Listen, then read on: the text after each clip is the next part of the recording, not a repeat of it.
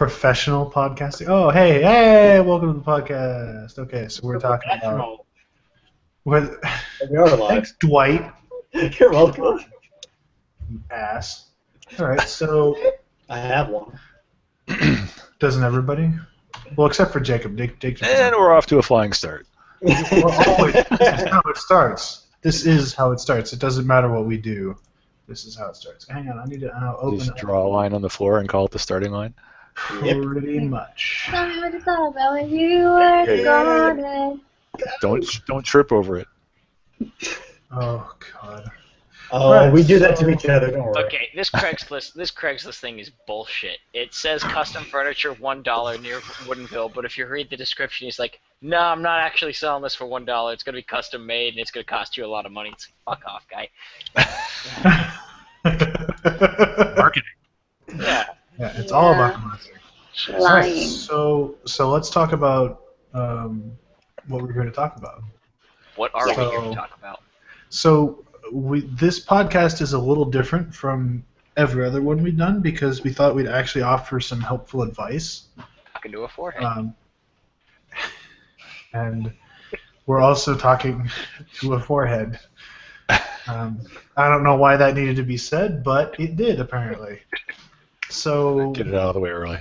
exactly. So I thought we'd talk about something that would be moderately useful to people that are out of college or in college right now or planning to go to college or in the job market or at any stage really.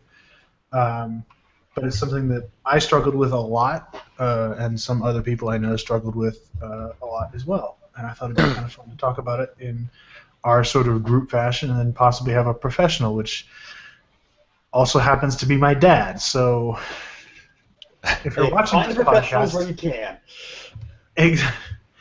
I'm pretty lucky. My dad's he's kind of awesome. So let's go ahead and Only kind of. let's go ahead and let's Just go half ahead ass in it. Yeah. That's why Eric thought I'd fit right in.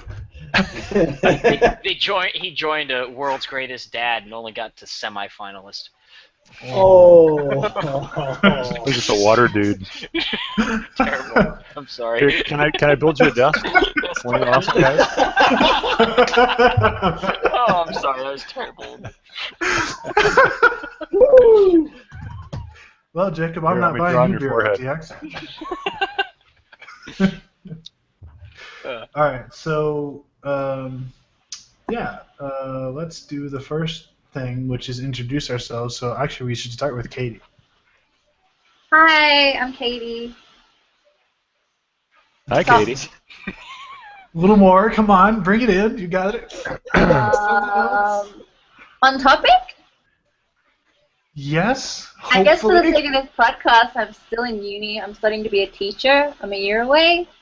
And yeah. Awesome. Okay. Jacob.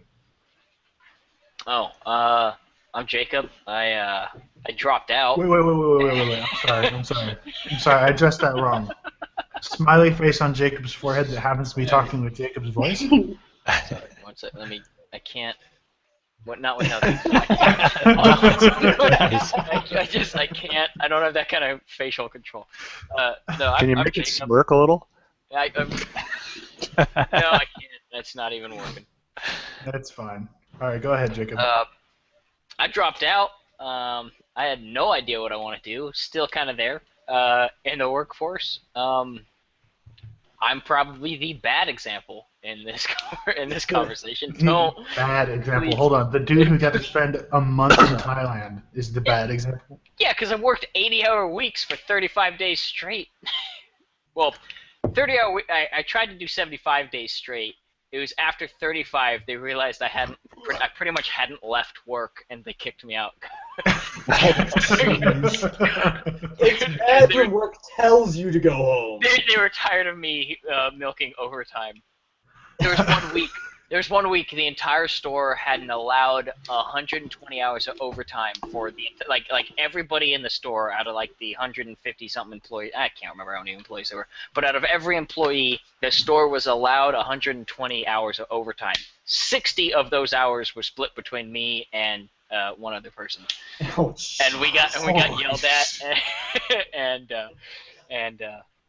yeah, it was fun. I was trying to pay for it, and Yeah, you made it to Thailand though, right? I mean, yeah, and it was a blast. But I mean, and What's again, the system? it was only. But I mean, Thailand's freaking cheap. The whole trip and the month probably only cost me $2,500. Jeez. That's That's a not bad at lot. all. Yeah, that's a lot of money, but $2,500 for an entire. I mean, Yeah, I guess a month. I got an entire month. That's I mean, like travel. Japan is going to be like 4,000 for 2 weeks, a little over 2 weeks. Yeah. Just Yeah. like screw Japan, go to like Well, Mongolia. Depending on how much you actually spend on different things, but yes. Yeah, like I padded the budget a little bit just to be sure because the worst thing we could probably do is run out of money while in Japan. Oh, Yeah. no, That makes for adventures. that's why I Nice like adventures. I I'm mean, not it's sure not- about working those adventures. working on a budget means you got to get creative. That's why I like movies with smaller budgets because it's just like. It means you walk places and see things. It's true. Mm-hmm. But anyway, moving on. Iron. Just Iron's good. So Eric's dad. This started when Eric and I were talking a couple weeks ago about his experience in finding a job and all that, and I said, hey, I've hired hundreds of people your age. Do you think it would be of any value to talk with somebody that hires and fires and deals with that kind of stuff? And firing's just as important as hiring, but we could cover that. So ask me anything, that kind of situation. And he thought, yeah, might be entertaining. And if not, we'll just drink beer and pretend it's entertaining. So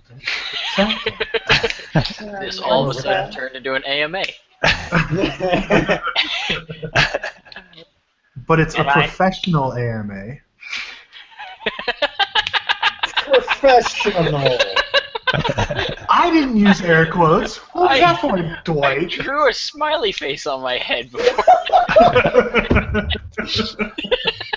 if you put square quotes on your forehead, you'd have like eyebrows on it. This Oh, there you go.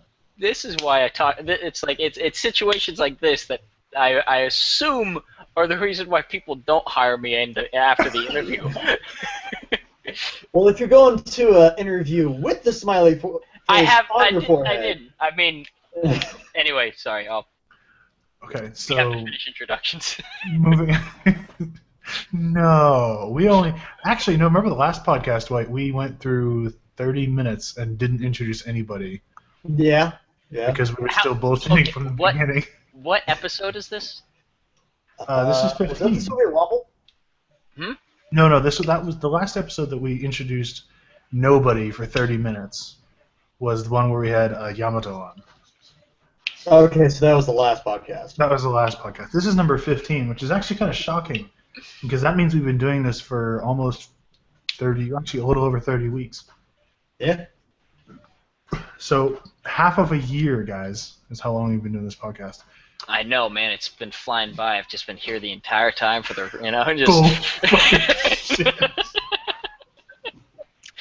You've been here for exactly one podcast before this, Jacob. No, And you play Halo 5. No. I am Yes, pretty Jake. sure. Us veterans find that offensive. I am pretty sure I have been on 3 episodes. One of the really early. I don't even think we aired those. No, we didn't. There's a good reason for I that. thought we agreed to never talk about those. Well, there's a particular one that Eric doesn't even mention. It's the podcast that shall not be We named. don't talk about it. Was I on that?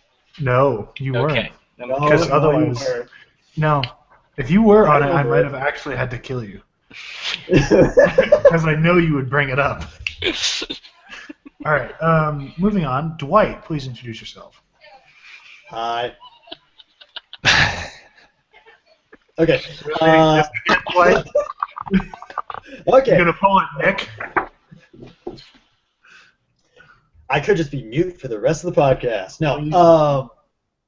So I'm Dwight, as if anybody's watched these before, you know me kind of. So basically, little bit about my past was I graduated from a community college in Iowa back in 2010. Went out of the workforce. I worked for Best Buy, and then I worked for another small-ish multi-million-dollar company that dealt in software. I worked in their data center, so I'm more of an IT guy. But after 2 years of nights, I was just like, well, I can't handle this anymore, tried to find a different job, and then after a couple of failures, I was just like, screw it, going back to school, and going for a bachelor's right now, so yay me. So, and I'm about a year out from being done with that, and I'm kind of been looking at internship possibilities for the summer, even though I'm a little bit late on that, but hey, I'm busy. So, that's me in a nutshell. What are you majoring in? The major is MIS. The funny thing is that it is really, really business termed and whatnot. I like the technical side more than I like the business side, to be honest. And I haven't had too many technical classes, which makes me sad because I love the technical. That's me. So, yeah. Little does anybody know. Little does anybody know because Dwight constantly hides it. He's actually really smart. I don't like it. Well, here's the thing. If you don't want people to bug you about to fix your computer stuff all the time, you don't tell them you're in IT. Exactly. That too. Don't say it. Just keep your trap shut and be like, if someone says something computer related, you can just go like, nah, it's stupid, and then just don't even quantify it. Don't even quantify it. No, don't even say it, because you'd be tempted to say, oh, it sounds like a hard drive issue. But see, then you're just leading yourself down the path of diagnosing the problem. Exactly, and then they ask you to fix it for free, and then you're like, no, you got to pay me $100 for everything, blah blah blah, and I get angry. And you lose a friend. Yeah, okay. Then you lose a drink. And your mother doesn't invite you back for Christmas after Boy, that was my mom. Sorry. Ouch. No. So how many of you are on LinkedIn? Oh, I'm sorry, Eric. You gonna do an introduction? Oh yeah, okay. Our fearless leader. It was justified. My name is Eric. I make this podcast and I make stupid videos on YouTube, which sometimes people watch. Hopefully this podcast is helpful to some people. We have one person watching right now. Hello, one viewer. I think it might be Dwight. I don't know. That was me. It's you. Okay. Hi, Katie. I'm out now. No. Okay. But anyway, we wanted to do this podcast to see if we could help people, who are looking for a job or want to find a job that they want. Because that's one of the things that I struggled with a lot of the time was when I was looking for a job after my first job ever closed down, which was incidentally working for my parents. It was really hard because I was trying to find a job that I actually wanted to do. And I didn't realize a lot of the time that I had to do jobs I didn't want to do to get the job I actually wanted. So this is for people who kind of want to try and skip a few steps and get the job that they want to interview for and get and learn and do cool stuff. Anyway, that's the whole introduction to the podcast. So let's get started. Who has a question that they want answered? Jacob, start. I have one. How come you didn't tell me I needed a webcam? Communication breakdown. Look, yeah. So lesson number one. Actually, because my avatar sucks. Yeah, this is kind of funny. Actually, no, your avatar isn't bad. You should have seen. Never mind. I thought that you said at some point when you were planning on doing PS2 streaming that you had gotten a webcam. I thought that you said that. Must have been somebody else. In one of our conversations, I thought that you mentioned you had a webcam, so I thought you'd already be set up. But as you don't, it's fine. Yeah, we're going to deal with that. It's okay. I was just giving you a hard time. No worries. I know. Okay. But hey, guys, remember how Dustin has a webcam but doesn't know how to use it? No. So were there any of those questions? Right, yeah. Questions, guys. Jacob, were there any of those questions that didn't suck? No, they were all good, and they're all going to be used. But we're just going to start with questions that maybe people who didn't get to see those to start. I don't really have anything honestly to ask because I have no idea honestly Just ask a question. I don't know what the hell I want to do with when my you- life. Hold on. Go ahead. Katie's got one. Katie's Because got I live in Australia. I don't know what the difference with getting a job. It seems so much harder in America. Like, what's the process? Just for normal retail, because we just have to walk in with a resume. As far as I can tell, because that's pretty much all I've worked for the past year and a half, is there is no walking in process. Everywhere that I've walked in, most of the time, you hell, turned down. even the it's not even turned down. They just tell you, hey, go home, do it online. I mean, even the brewery I just applied at, and it's just it's its own little brew company and bar. And they just said, I mean, you could bring in a resume, but you could just apply online. That's just how everything seems to be going these days. At least for the jobs I qualify for or want. Because I've walked into retail jobs, and some of them have mentioned, like, do you have a LinkedIn? I've never had a LinkedIn before. You should have a LinkedIn. Everybody should have a LinkedIn. I'm in uni. It is I've basically... only worked retail. It's not too early to start.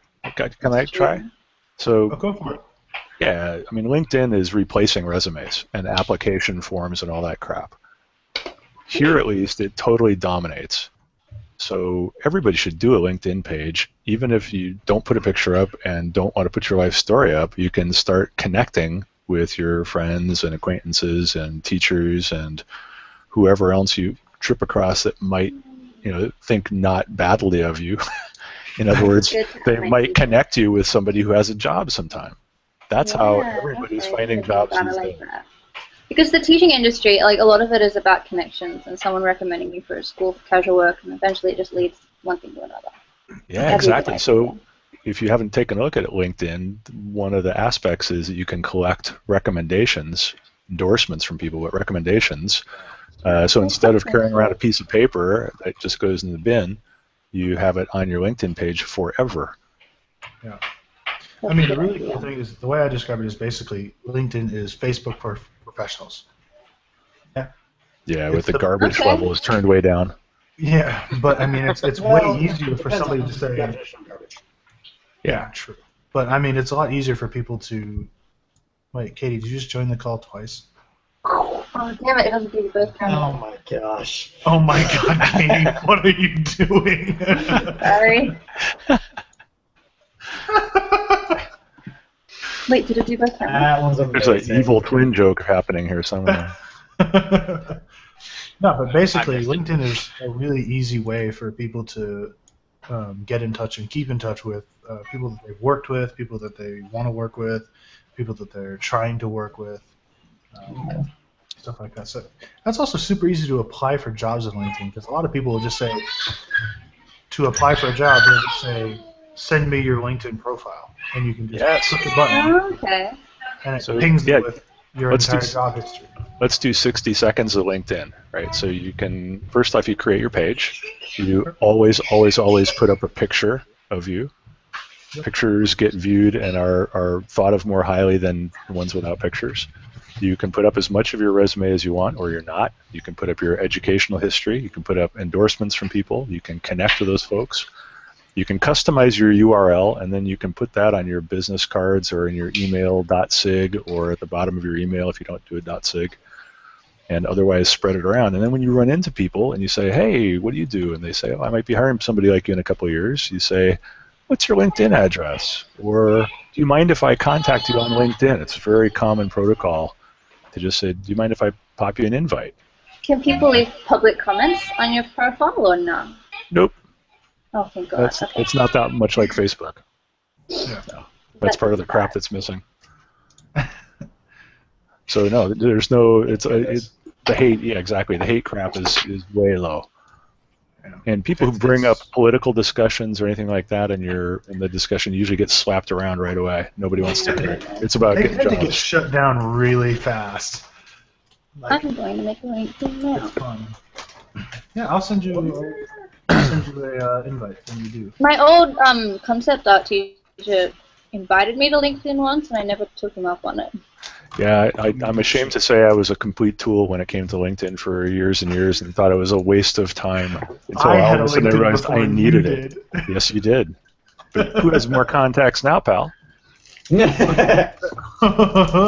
Who's twice my age? Twice? Yeah, way more. Anyway, Okay. the other thing is when you're connecting with people, connect with anybody you know. Don't connect with random strangers. It doesn't really do you any good to be connected with, a waiter in Cambodia or, this customer service manager in Pakistan that sends you an invite. Really not too helpful. But people that you know and people that think they know you, it's worth thinking about and connecting.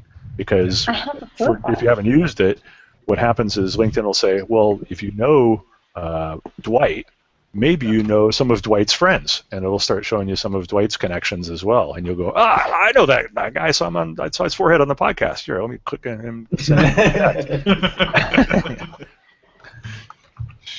So it kind of aids you in the process of extending your circle, so to speak. And the gold standard is having 500 connections. That's a very excellent goal for everybody to have. Yeah. Why specifically 500? Or is that just after 500, it just says 500 plus. So Okay. you are just in the very well connected group. All right. It's like being a senior in high school. Yeah, people who are However, working on your profile will take that into consideration. Yeah, one piece of advice that I have heard from some other professionals, don't just walk up to somebody at a thing and just be like, hey, do you want to connect on LinkedIn, or do you want to network and whatnot? It's just like, it's got to be more of a casual thing rather than just, straight up front, hey, connect. Used car salesman kind You're of absolutely right. Yeah. Do it at the end of a conversation, not the beginning. If you connected with somebody in person and you had a conversation, then you say, hey, do you think it would be helpful for us to keep in touch, maybe through LinkedIn? Exactly. I feel like that's just a basic rule of etiquette for communication. If I'm coming up to an individual with a clear, obvious motive as your first initial thing that you talked about, it doesn't matter whether or not we're being professional or it's just whatever. It just normally doesn't work. I don't think people like. I don't know. I think that's something that. If someone comes up to you with a motive, you almost feel like you're being used. And it's just like That's not what I'm Or being about. sold. Yeah. But yeah, it's just like. Jacob, I just realized that in our Skype chat you put dishes are in the oven. Okay, yeah. Because I was. I don't know why I just noticed that, but I'm sorry. I went and did dishes. I just looked over at my other screen and it says dishes are in the oven, and something about at the time when I responded that sounded normal, but I just realized that it's not normal. Okay, moving on. You hear that? So, And now for something completely different. And now for boom. Yeah. So I kind of want to ask the question, which we've kind of already been talking about it. I wanted to ask the question that I kind of put forth last night, which was what are some of the best web/social sites to display my skills/work? Well, if you're coding at all, GitHub is currently the market leader because you can put your actual code samples up and people can evaluate it. But short of that, LinkedIn, again, is your answer, where you can put PowerPoint slides or documents of any kind up there. So you could put a paper that you're proud of, or an endorsement, or a video presentation, or what have you.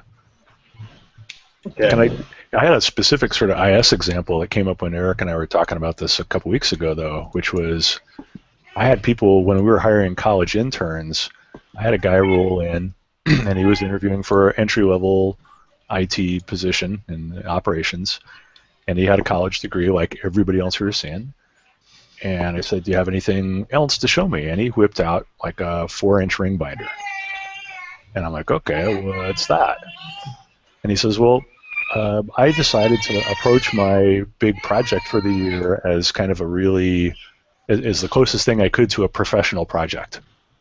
So I took the assignment and I drafted out a mission statement, here that is, and then I took and I did some requirements, and then from the requirements I did an analysis phase, and here's the time I clocked in on all that, and this was the final document after I revised it a couple times, and Then when I started coding, I went down some wrong paths. Here's what that looked like, and here's how I debugged it. Those are the scripts I used, and then here's the revised code with my coding notes, and so on. And he basically just showed me an actual project. And it's like, aha, this guy's working by himself in his dorm room and behaving like a professional programmer. And that was, pardon my French, that was very appealing. Right, because I was thinking, okay, so I still have to teach this guy how to deal with a group of people and how to deal with an office full and professionals, but at least he's already thinking about it as a pro. Huh. So he's already got the mindset. Yeah, he was leveraging what he had to do into something that it would be valuable going forward. Because honestly, 99% of what you come out of college with usually is learning how to think. All the practical stuff they teach you is crap because it's old. Yeah. I mean, outdated. so I was in military intelligence a long time ago, and they taught us in 1977, 78 how to break down North Korean Morse code networks, circa 1953. And how useful is that when you were actually working? Well, I was really good at it. So I was really hopeful that it was going to be really useful. And when I got to Germany and the guy said, so how'd you do? I'm like, I got 99.5%, honor graduate. And he's like, great, forget all that crap. Yeah. Surprisingly enough, we don't do any of that. If you're You smart, might need it in 20 years. if you're lucky, you learned how to think. Yeah. We're going to find out. Not surprisingly, that was the exact same story I got when I was doing my insurance testing. Was that I spent almost 4 months learning basic insurance information, like how to write insurance, basically.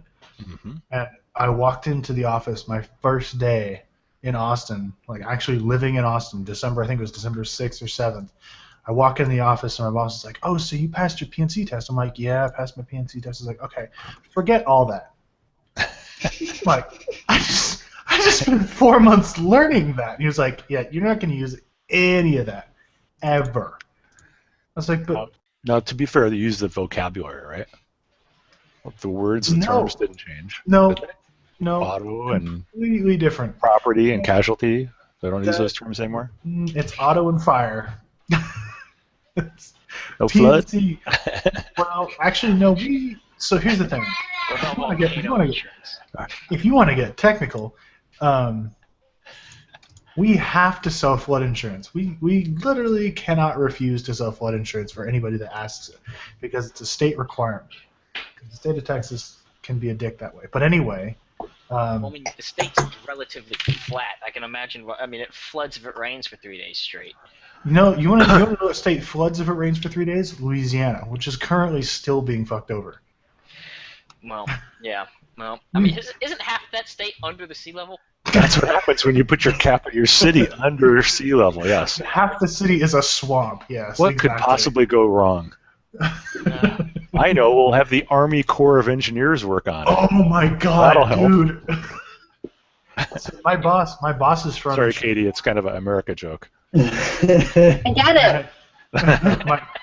my boss is from Shreveport, Louisiana, and that Shreveport got completely flooded.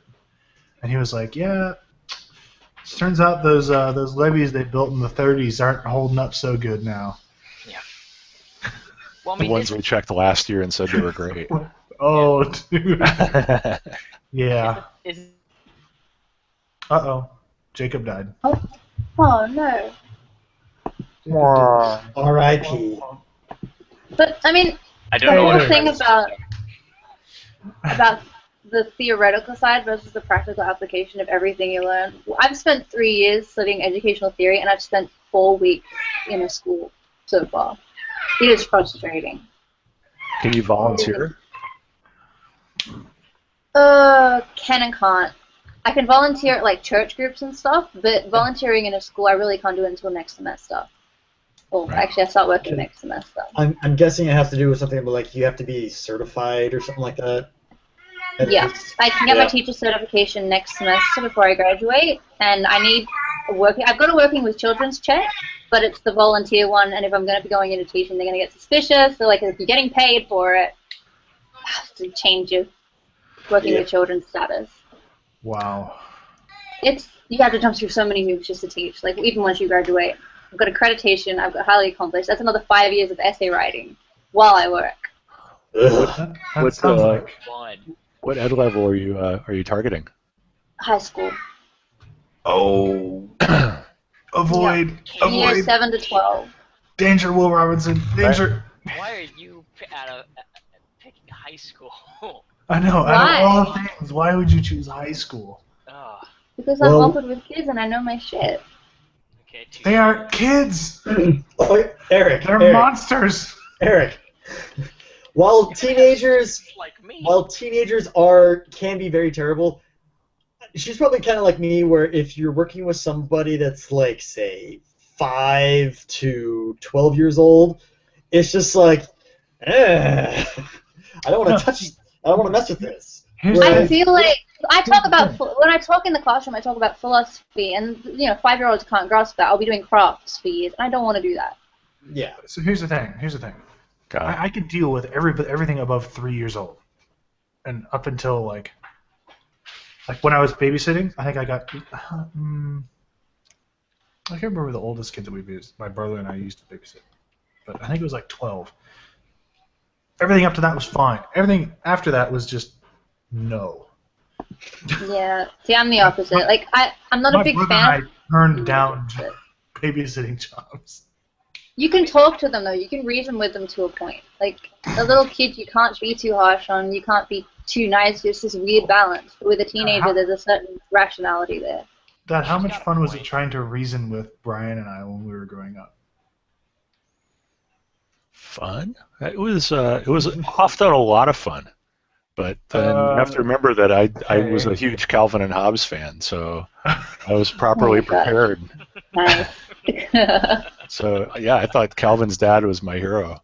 That's kind of what I thought it'd be like. So There's a whole generation of kids that were raised by fathers who read Calvin and Hobbes. yeah, for sure. There are.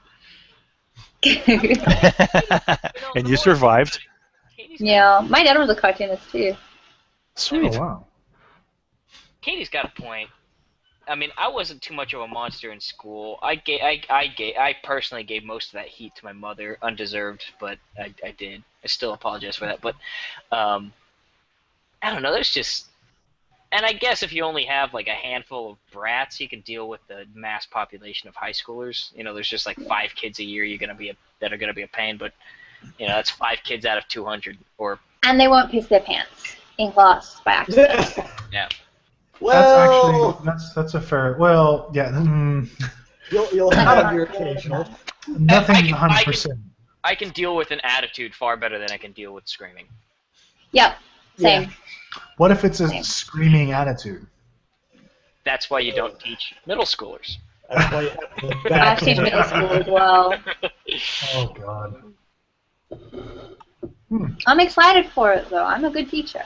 Exactly. I bet you are.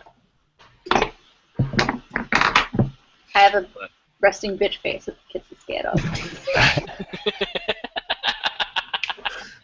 God, I can't wait for RTX. That's I can't come It's soon gonna be enough. so good. I know, dude. I cannot wait. All right. So let's move on to another question. Dwight, did you have another question, or did you want to move on to one of the stock ones that we got? Well, technically mine was one of the stock ones, but let's go ahead and move on to one of the other ones. Okay. Can I ask, Dwight, did that answer? Did that help any at all, or give you any ideas? Well, I'd heard a lot about like GitHub and stuff like that, and LinkedIn. Back when I was in my community college days, that was the first that they had mentioned it, and during that time, I was just like, nah, I don't need this, blah blah blah blah. And then it was by the time I got out of college the first time, and then was starting to work my night job, I was just like, you know what? Let's just make one, because I was bored, so I started making one and set stuff up and blah, blah, blah.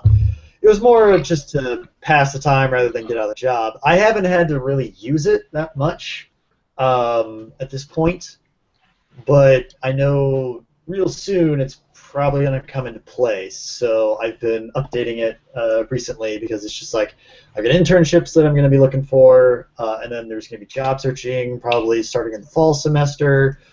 So it should be interesting. So. Yeah, it's one of those things where the time you invest early pays off later. So I think it's harder, frankly, for younger people to kind of make that trade-off. You're thinking, oh, I can wait till Sunday night before the Monday interview and then go create a LinkedIn page, and it'll show that I have one connection, with my mom. Yeah. That's not as impressive as it sounds saying it. Funny enough, my mom is one of my connections. She should be, and so should everybody she knows that ran across you. That's how you get to 500. Is you start extending the circle out.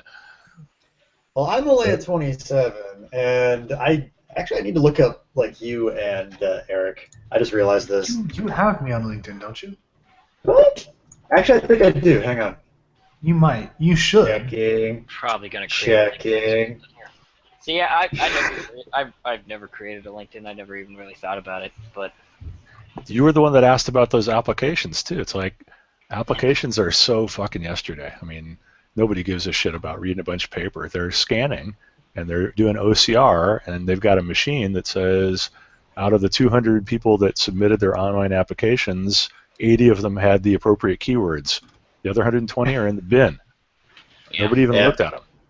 Another thing about a lot of those online ones is they'll make you take that personality quiz, especially retail will make you take that personality quiz. Oh, yeah. Anybody watching right now, here's a tip on that, and I learned this when I applied for Best Buy. Never go with the middle.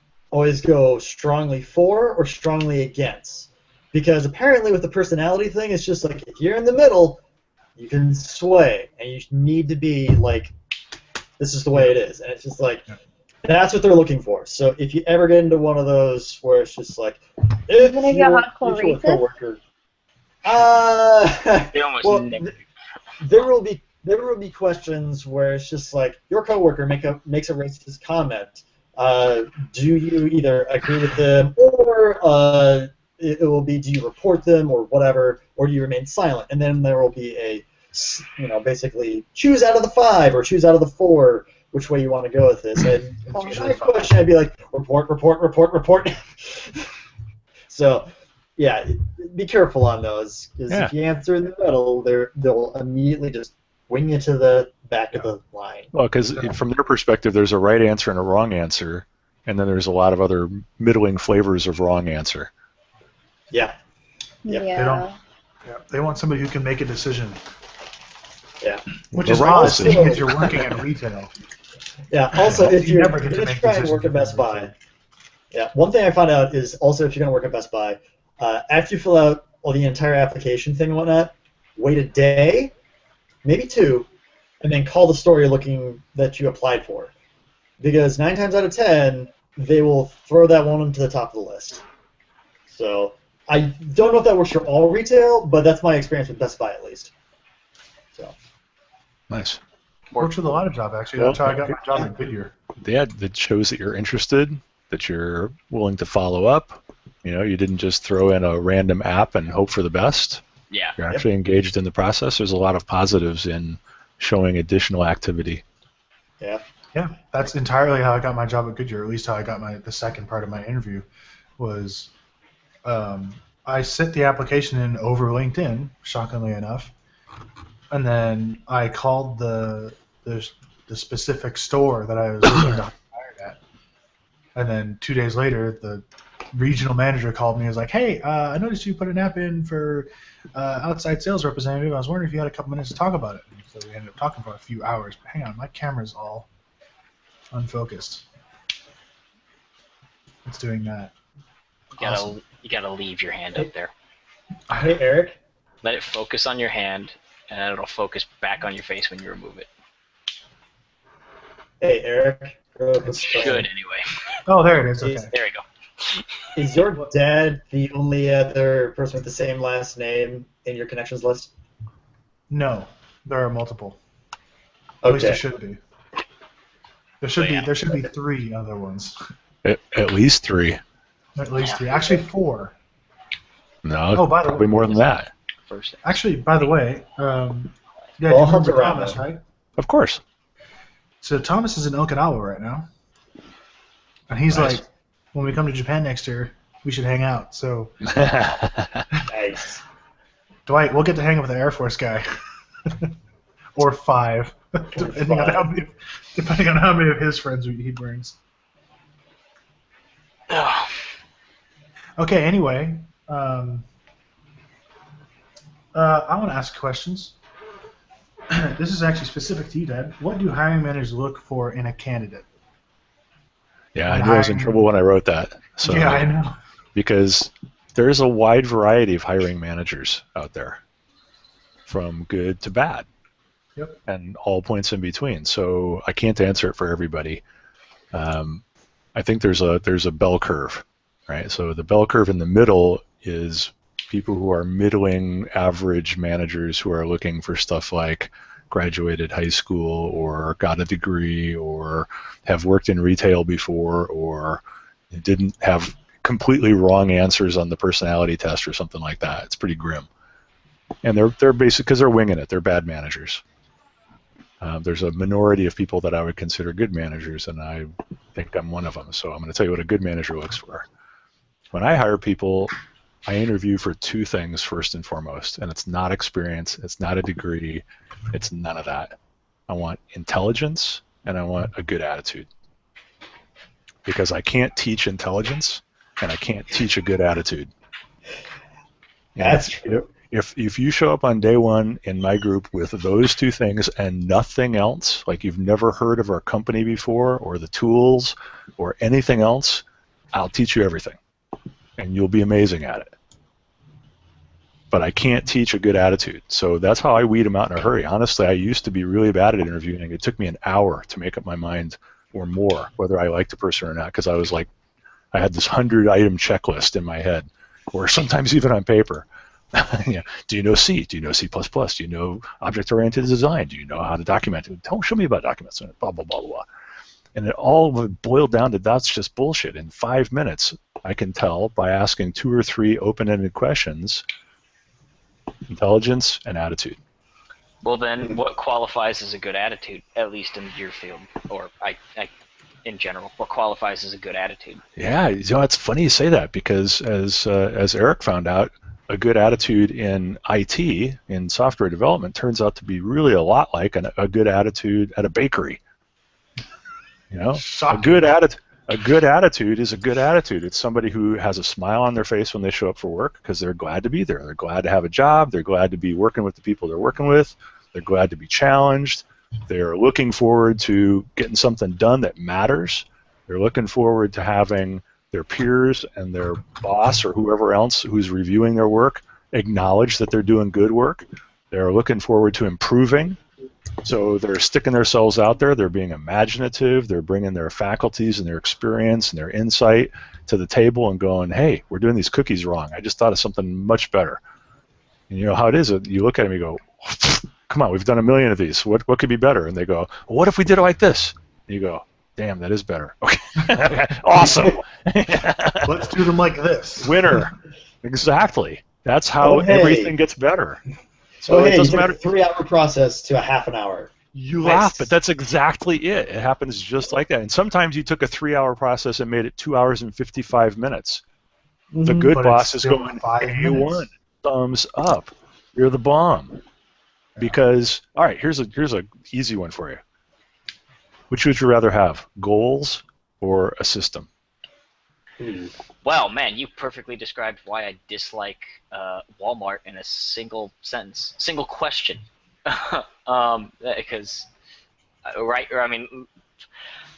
the reason why I think I preferred working at Walmart, as strange as this might sound, I liked working at Walmart in Denver when I was in the back room unloading trucks, because I actually enjoyed the people I was working with. We had a challenge every day, and we had to come up with a creative way to solve it. And that was because the trucks, because I don't know if you know how they load the trucks. They just throw the warehouse into the, they pour it into the truck, Yes. and then it drives to your store, and you open it up, and you have to deal with it.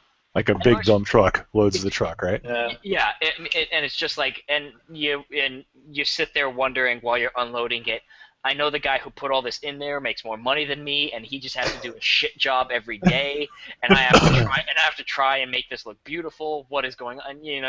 Whatever. But I actually liked the people I'm working with now here in Seattle, in Linwood. I'm a department manager of toys, and I mean, it's just like I literally have a checklist every day, and it doesn't change. It's like I want, and they stop me from working. It's just like, let me do my job, and it's just like, you can't do that. You have to do it this way. It's like, but I'm already here. I've got the thing in my hand. You're making me put it down, move, go grab this other thing so I can pick it up with this other thing, and you're making 30-second thing. Like today, I had to pull this cart I filled up with a bunch of product that I need to go take out to the floor, and there was this bike in my way. So I moved the bike out of my way. It just so happened, and I grabbed the cart, and I was almost from the bike, and I had one of my managers look at me and it's like, no, your bike is in a place your bike can't be. I'm like, well, let me just pull this cart through. I'll put it right back where it was. And she's like, no, you have to stop, push your cart back, put the bike over there, and then move. And it's just like, in the time we had this conversation, it would have not been an issue. It would have all been resolved, but you're stopping me. And she's like, they're the rules, Jacob. You have to follow them. And I'm just like, fine. And I was done arguing after that, and I was just like, and I just did it. And I'm like, I would rather be doing anything else in the world right now. That almost sounds like it's just a little bit too nitpicky on the rules, for Pete's sake. No, it is at Walmart. When I was working at the metal shop here, I mean, I just didn't like the people I was working with and getting up at 3 a.m. to be treated the way I was. But when I was working at the metal shop, the average thing that we would be moving around are 500-pound rods of steel that we would then ship to Boeing. The only safety or like rules that they had were just like, hey, after you pass this line, put on your hard hat, put on your safety glasses, get the job done, don't screw up. And it was just like, the rules were essentially, don't be an idiot. We have a vague process, but we just need to pick this stuff up, not kill ourselves, and ship it. And it was fine. It was beautiful. The store ran like a well-oiled machine. And I have nothing really against those guys, and I'm sure they had no ill will towards me. It's just we didn't mesh, and getting up at 3 in the morning to go to a job I wasn't exactly happy with, and I didn't mesh with anybody. It was just like I'll go back to what I know, and now I hate it almost more. But Can I ask you a question? Absolutely. So the don't do anything stupid part is one way to say it. Would it be different if I was there and I said, let's be smart? Okay, yeah, sure. That's probably well. No, you're absolutely right. That is probably a better way of saying it. That goes into a. No, it's only better if they actually say it. If they say, "Don't be stupid," that's negative reinforcement. Yeah. If I tell my people on my team, "Be smart," they're going, "My boss thinks I can be smart." Well, yeah, no, that was because they never actually said "Don't be stupid." That's me paraphrasing kind of the. They probably. I don't remember it honestly how they phrased it, but But we all heard how you took it away. Don't kill yourself. No, yeah, that if we go down this path, we'll go into a very long conversation about. Because when I was in college, I liked psychology, and the one thing that it helped. God, you like psychology? That is awesome. I fucking love psychology. Are you still studying it? No, I dropped out. So what? You can still study without being in college. Jesus Christ. It's true, yeah. But I mean, these library things that are pretty awesome. They're online now too. Yeah, I know. Wiki what? I probably should read more. Psychology. I think you do a lot of informal study. I mean, yeah, what I was getting into, the way I took it away, and never mind. We don't even have to get into that. That'd go down a whole rabbit hole of me being self-deprecating. Okay, so I'll try and take it a little bit different direction then, because I was just reading today about a situation where somebody's trying to learn how to do public speaking, and a gal who had never done public speaking was so terrified of getting in front of a group. She stood up. She's in an ice cold, auditorium in front of 20 people she doesn't know, and beads of sweat running off her face, dripping on the floor, and she can barely stammer out 12 words. She can't even say her name coherently. And she staggers over and she sits down and she just looks totally defeated. And there's a long silence, and all the other 20 people who haven't had their turn yet are just looking at this train wreck. And the facilitator looks at it and he says, "Wow, that was really brave." Aha. Reinforcement. Positive reinforcement is so powerful. Everybody else is going, "Oh, train wreck, train wreck." And you know what happens, obviously, with positive reinforcement, she got better and better. Yeah. Public speaking is definitely not something that you can just one day get over. That's something that you constantly have to work on and just practice. Like I took a speech class last semester, and then when I first got up there, I was a little bit nervous, and then I just eventually got to the point where it probably helped that I was in front of a lot of people that I got to know in the class, but it definitely does take practice to get comfortable with an audience in front of you. So yeah. And it's so much easier when someone's telling you what you did right and what you can do better rather than what you did wrong. And yes.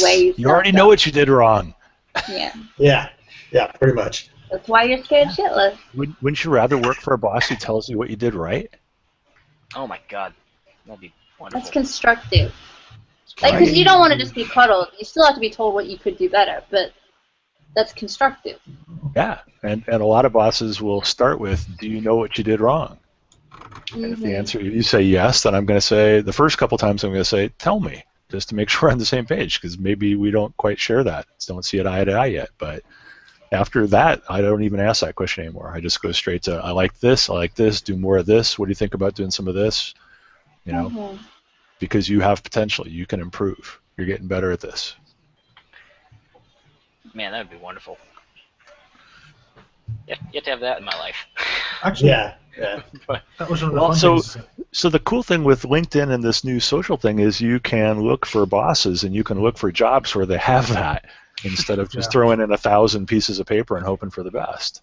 Yeah. But It was kind of, I've had some terrible bosses. Dude. yeah. I mean, it was kind of funny because, like you were saying, the public speaking thing. My boss sent me and my other sales teammate to go to a auto workshop. We worked on like how to talk about insurance, like auto insurance as a product. And one of the things, the first thing they had us do was the I guess, how do I put this? The lead presenter basically looked at the room. There was about 20 of us in there, like all team members from different agents' office, and a couple agents were there. And he just kind of looked around and goes, "You get up here." Oh, jeez. And just dragged him in front of the room. And he just looked at me and he pulled his phone out of his pocket and he says, "I want you to sell this to him." Yep. Just sell it. Just explain. That's a the classic. features. Explain the benefits. What is he? Why does he want to buy this phone? You know. And then he was like, so after that one, he was like, oh, it kind of went through pretty well. And he points at me and he goes, "All right, you get up here." And he points to a girl on the other side. "You get up here." So get up here and he hands her a pen. He says, "Sell him on the features of this pen." God. Just sell this pen to him. I'm like, she just kind of looked at me like, And so she tried it, and he was like, stop. And he pulls her aside. And she comes back, and she's got this smile on her face, and she's actually starts like trying to sell the pen, like, oh, it's got this gel grip, and this spring will go for days, and he like stops us in the middle of it. He stops in the middle of it. He goes, so what do you think changed? I was like, I don't know. What did you change? He says, I said, have more energy. Put a smile on. That's it. Change absolutely nothing else. Just smile and have more energy. Be more upbeat. That was it. Completely changed the conversation. Right. I've just put a link in. It's a scene from Skins where Chris sells a mug of tea. He's trying to get a job selling houses. It is wonderful. Nice. Katie, tell us about a bad boss. Oh my gosh, okay, I won't name names, but I worked in retail for a couple of years in a women's fashion outlet, and for the longest time, I was working with a woman that I suspected was an alcoholic. She was coming into work drunk or high. She scared me. and she often sent me out to get lunch for her. And one day I came into work to work with her, and my boss is there instead. She says, "Oh, Deb's not coming in today." Random name. And I said, "Oh, what happened?" She goes, "We caught her stealing." And I said, "Oh, okay." She's like, "Did you notice anything else?" And I said, "Well, she often smelled of alcohol." And she's like, "Oh, yeah, we knew she was often on drugs." I'm like, "You didn't tell me about the situation I was in as a 16-year-old girl working alone with someone who was off their faith." And 2 weeks later, they were faxing in information, and I looked at it, and it's a checkup on me because they thought we were in cahoots. Oh, boy. Nice. Like, I'm a 16-year-old girl. I had no idea she was, a thief. And I quit the job 2 weeks later. Trust you. You're a 16-year-old girl. Oh my gosh! I proved to them that I was a good worker for 2 years, and by association, I was accused of stealing. Wow. Okay, yeah, that would definitely suck. Yeah. Okay, hang on a second. Let's see if we can learn anything here. If you were in the position, if you're in the seat of your boss there, the one that thought you might be in cahoots, how could you have handled it better? Oh my goodness. I mean, probably given employees a heads up on the situation. I mean, they can't give our personal information out, but... No, it really wouldn't work to approach a 16-year-old girl and say, "Hey, by the way, one of your coworkers is a drunk and is often on drugs, and she might be a thief." Me on with someone else. To be fair, or, I can't think of a better way that they would have handled it. I mean, they didn't. Yeah. I mean, you did just find the information out accidentally. They could have sent an email around after the incident just saying, "We've had an incident at the store with one of the employees, just to be prepared, blah, blah, blah, blah, blah." I mean, yeah, and I guess it was just you and the other woman working together. It was never like Okay, so it was just only you two in the store at any given time, or during your shifts. There were 3 other employees that were on a different shift times. Okay. Huh. I mean, I'm just but trying. Like it's just like the issue I have isn't necessarily that I was working with this person for so long. It was that I was then accused of stealing because I was the only person who ever worked with her, and she got away with so much. Wow. See, that's where I think that they kind of dropped the ball. It's she was my senior. I wasn't necessarily going to suspect anything, and right. So if I was your boss there, I think I would have tried something like saying, "Hey, Katie, Deb's gone. She's out of the picture because she wasn't performing. I don't know how much of that you caught, but there's some issues there, and we're going to have to investigate the extent of those issues. Did you notice anything else?"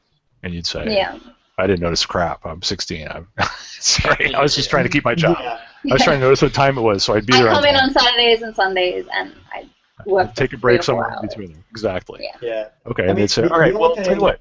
I would say, "All right, tell you what, if you think of anything, I'd like to know about it.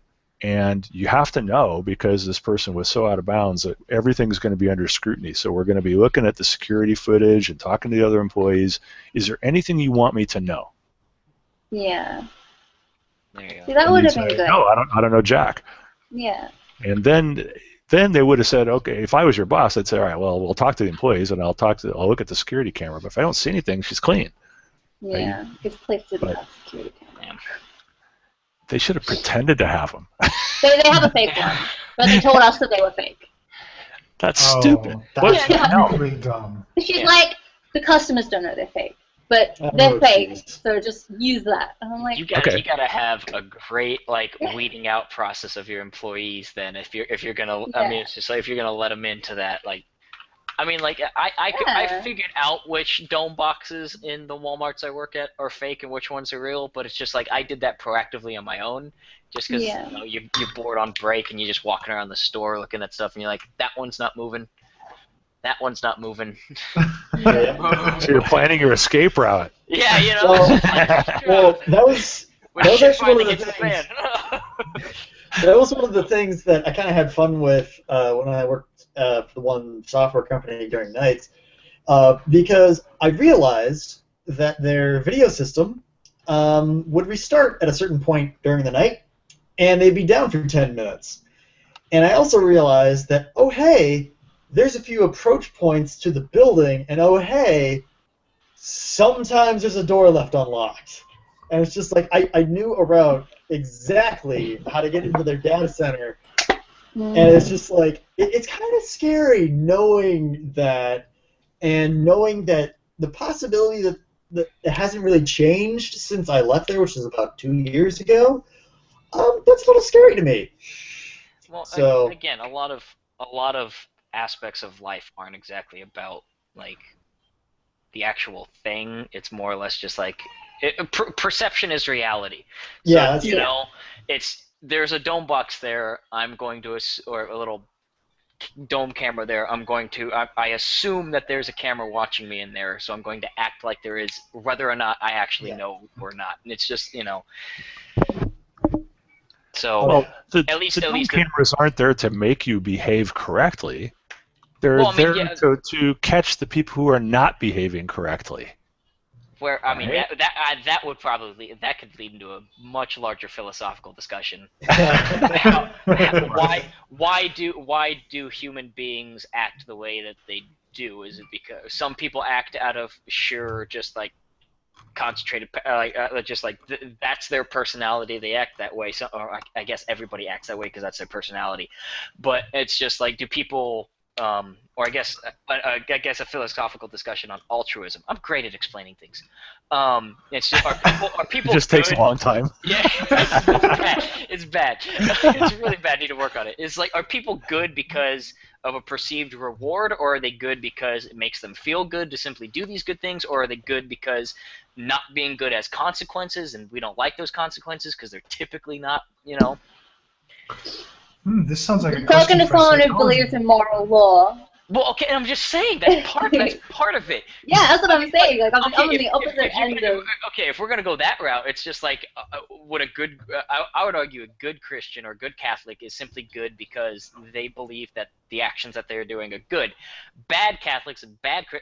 I'll extend it to all religion. Bad people who are religion are because they're good because of a fear of hell. Or of a fear of, it's just like, if I'm punishment. not good, yeah, it's like it's like I'm gonna only be good because if I'm not good, there's a punishment. It's just like that's we learn that the fear of hell is the absolute most basic kind of fear, remorse. Okay. This is podcast about what about shame? What about, you know, the disapproval of people that you respect? You know, Confucius actually said, if you want your population, I think it's Confucius, actually said, if you want your population to behave, what you need to instill in them at a young age is a sense of shame. You're never gonna get your population to completely and utterly behave the way you want them through power. It's, you know, through mock rebellion. Yeah, fear only works for so long. Even a scared dog will bite you at some point. So when we were talking, when I said earlier about good bosses and bad bosses, like one of the things that I think makes me a better boss, and Eric can attest to this, is that I tend to believe the best about people until they prove otherwise, instead of the opposite. You don't have to prove yourself. I hired you because I think you're good, not because I think you're not shitty. Yeah. You know, and so that's the attitude that comes across all the time, every day, every interaction, and all of your coworkers think the same thing, because they're all in that good attitude camp. And that's why I said at the very beginning, somebody laughed when I said hiring and firing. And because I used to say that for a manager, hiring is the most important job to have. It's not about having a good idea. It's not about tracking people's progress or making sure they come to work on time or any of that crap. That's all bookkeeping. Hiring is important. And then a long time after I should have figured it out, firing is even more important. Yeah. Because a bad person causes so much friction and takes away so much of that positive energy that Eric was talking about, that it's just never worth it.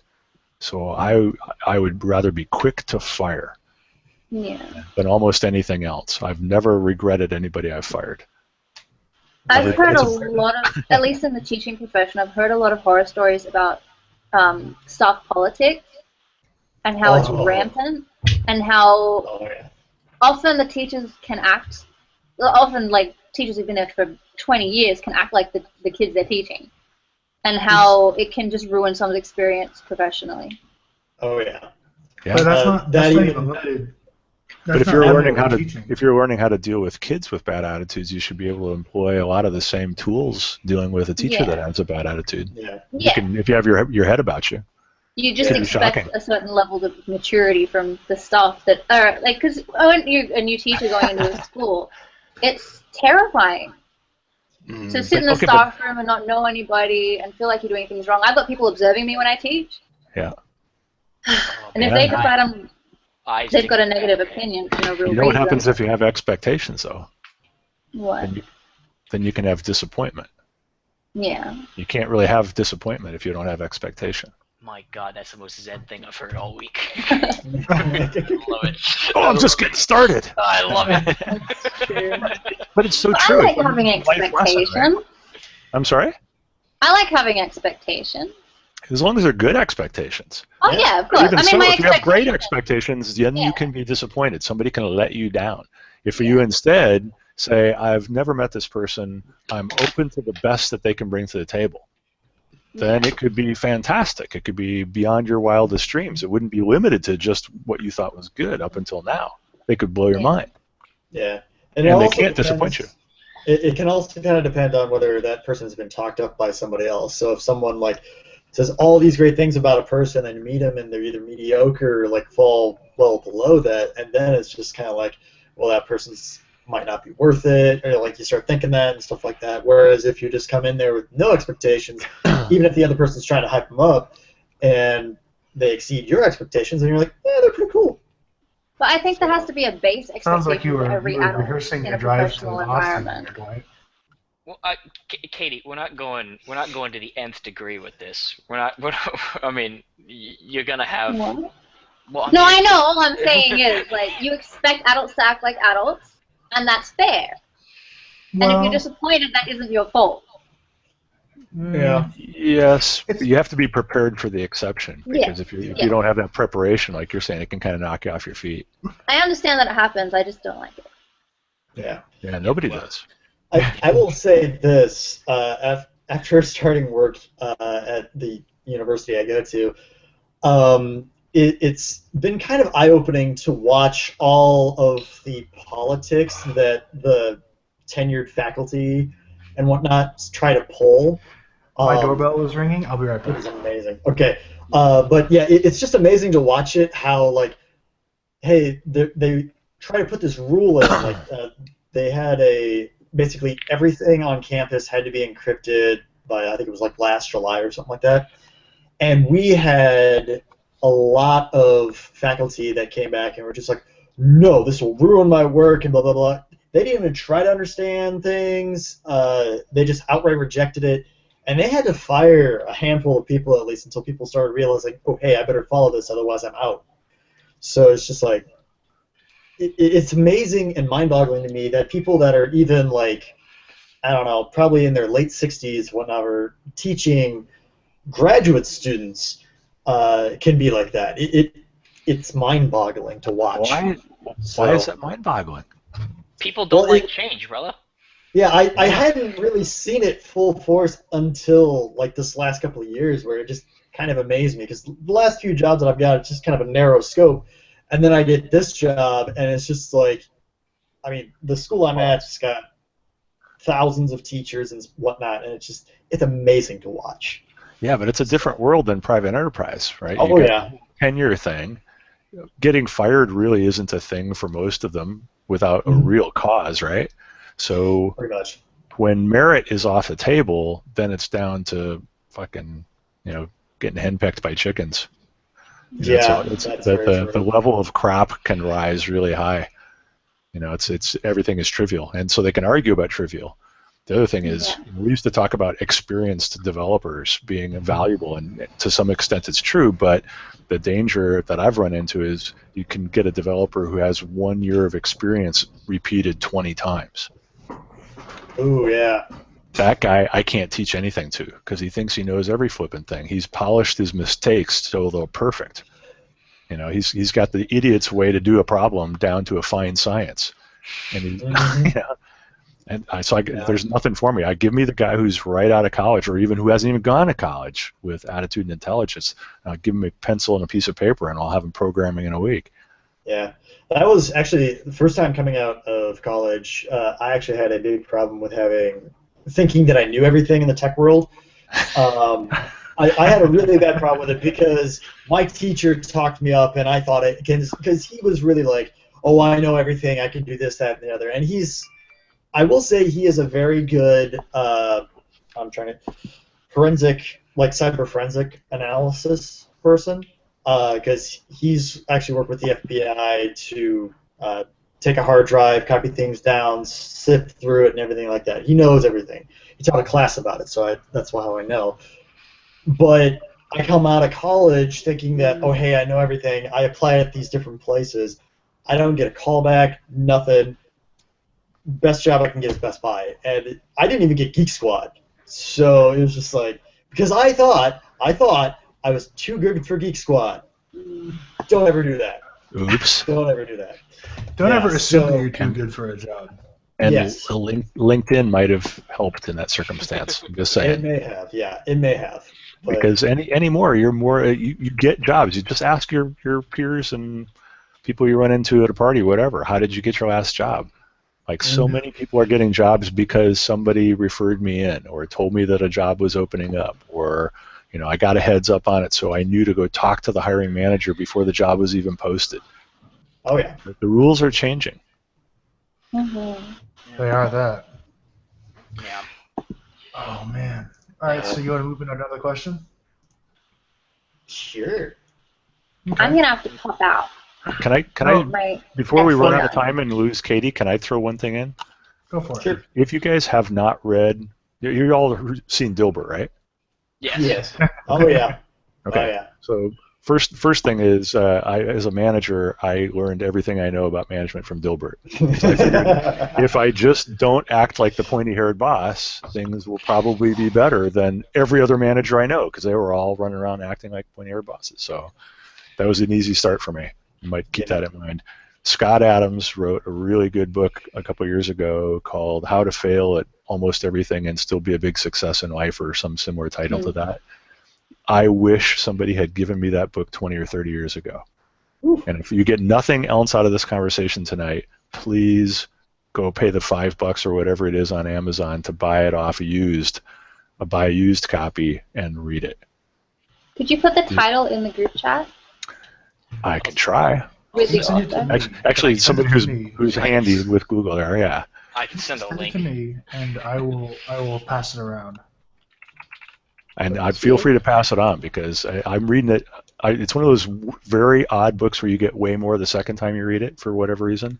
I'm rereading it a second time right now. And How to Fail at Almost Everything and Still Win Big by Scott Adams. it's amazing. If you want to be a CEO, you should read Ben Horowitz's book, The Hard Thing About Hard Things. But if you want to be a good person in any field, in your family, in any part of your life, read this book. Oh, good. Huh. Cool. And somebody's going to be surprised when they get to the psychology part. I'm just saying.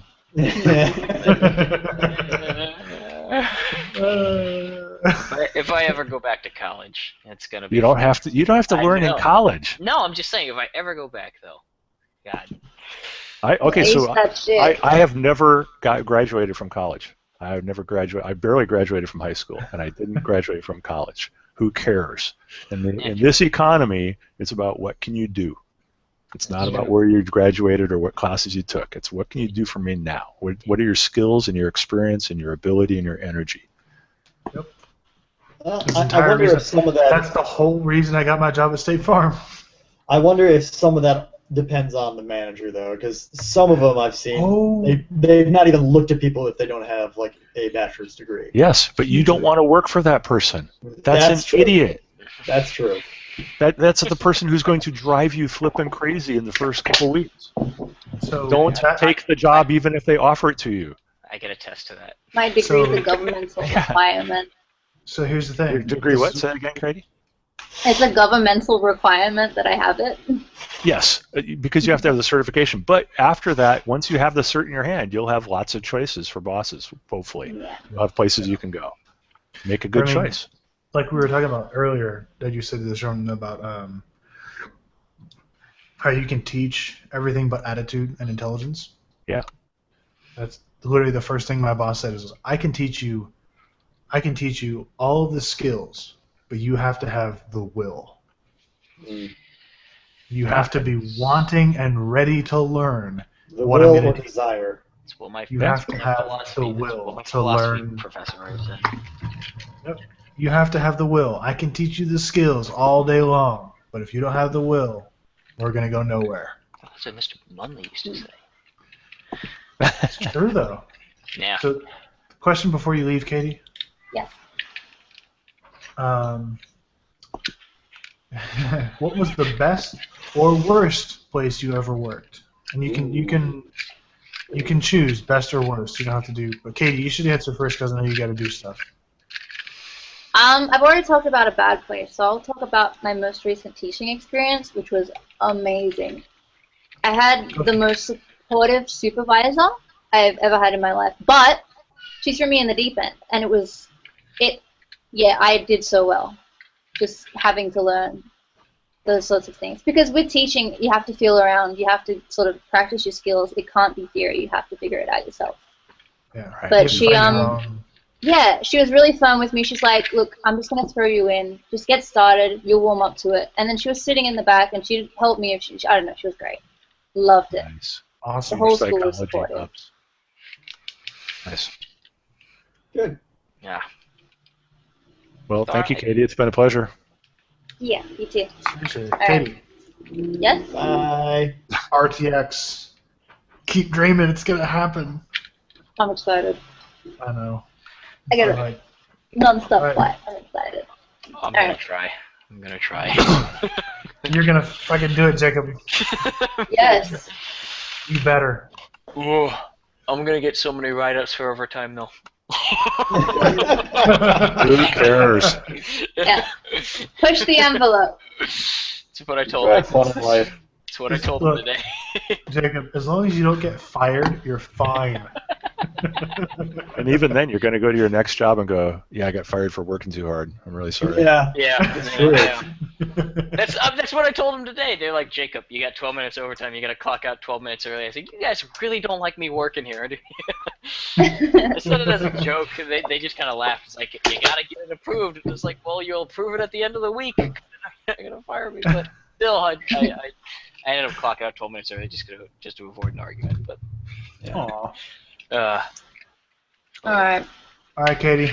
Peace Okay, out. have a good day. Bye. All right. Well, So, So who who wants to wants to answer step the in next? best or worst place they've ever worked? I feel like I've already begrudged enough, and I don't like. And I don't like. At the end of the day, they did hire me. I shouldn't talk too much shit. But What was your best? honestly, my best was when I was working for my uncle. When I was a process server. I was essentially. He just said he would email me a list of addresses and the notices that would go to said addresses, and then I just got those emails. I downloaded them. He would just give me that and I just had a job, and they would each have a due date. It's like these have to be done by this date, and it was mostly for foreclosed houses. So essentially, my job was I had to drive to this property, usually in bumfuck nowhere, tape this notice to the front door, take a picture to prove that I was there and that the notice is on in the correct spot on the door, or if I had to put it in an ancillary place, I just had to say it was like I couldn't get to the door because dog or whatever. Rottweiler. Yeah. And it's just so it's just like I Curious taped animal. yeah, so or the door wasn't there, the house is dilapidated, or whatever, and I just essentially had to do that, drive to these houses, do that, come home, email a signed and notarized affidavit to my uncle with the picture up for the property, and that was it. And it was great because there was literally the only communication between my uncle and I was him sending the addresses with the stuff that needed, and then sending me a receipt for the check that he would write me and deposit directly into my account. And it was just like it was just like, here's what you need to do, figure it out. And I was just like, I can do all of this. I mean, he might call me every now and then and say, hey, I've got a rush, this one needs to be done today. And I'd be like, well, I'm 4 hours away from my computer. I'll see what I can do. And then I would just stop at a library in whatever town I was in, access my email, print it out, and speed to wherever it is I needed to go. It was great. Exactly. So if you distilled out of that what the aspects of it that you liked, which sounds like independence, knowledge of what the criteria were, ability to improvise and innovate, didn't have to put up with any crap from your boss or bad coworkers.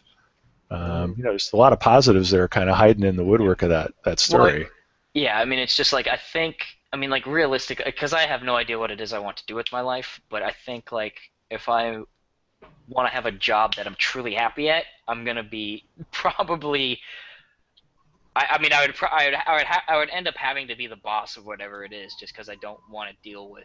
I don't like relying on other people to get what I need done. So I'd either have to be self-employed, independent, or be the boss. But being the boss, then I would have to rely on other people, and I mean that might be a personality trait with me. I'm not entirely sure, but I don't know. I still have a problem. Yeah. It's weird, Jacob, because there's like an echo of another conversation from a long time ago in my head from a staff sergeant in the Army who told me that I would make a terrible boss. And I said, really? Because I thought I would be, hell on wheels, and which turned out to be exactly wrong. He was exactly right. I was a really terrible boss when I started. Yeah, but the way he explained it to me was to say, because you're not paying attention to the good bosses and the bad bosses in your life. So you're not learning anything from what's going by. And that hit me between the eyes, because I was like, fuck, you are so right. God damn it. I hate it when people are right like that.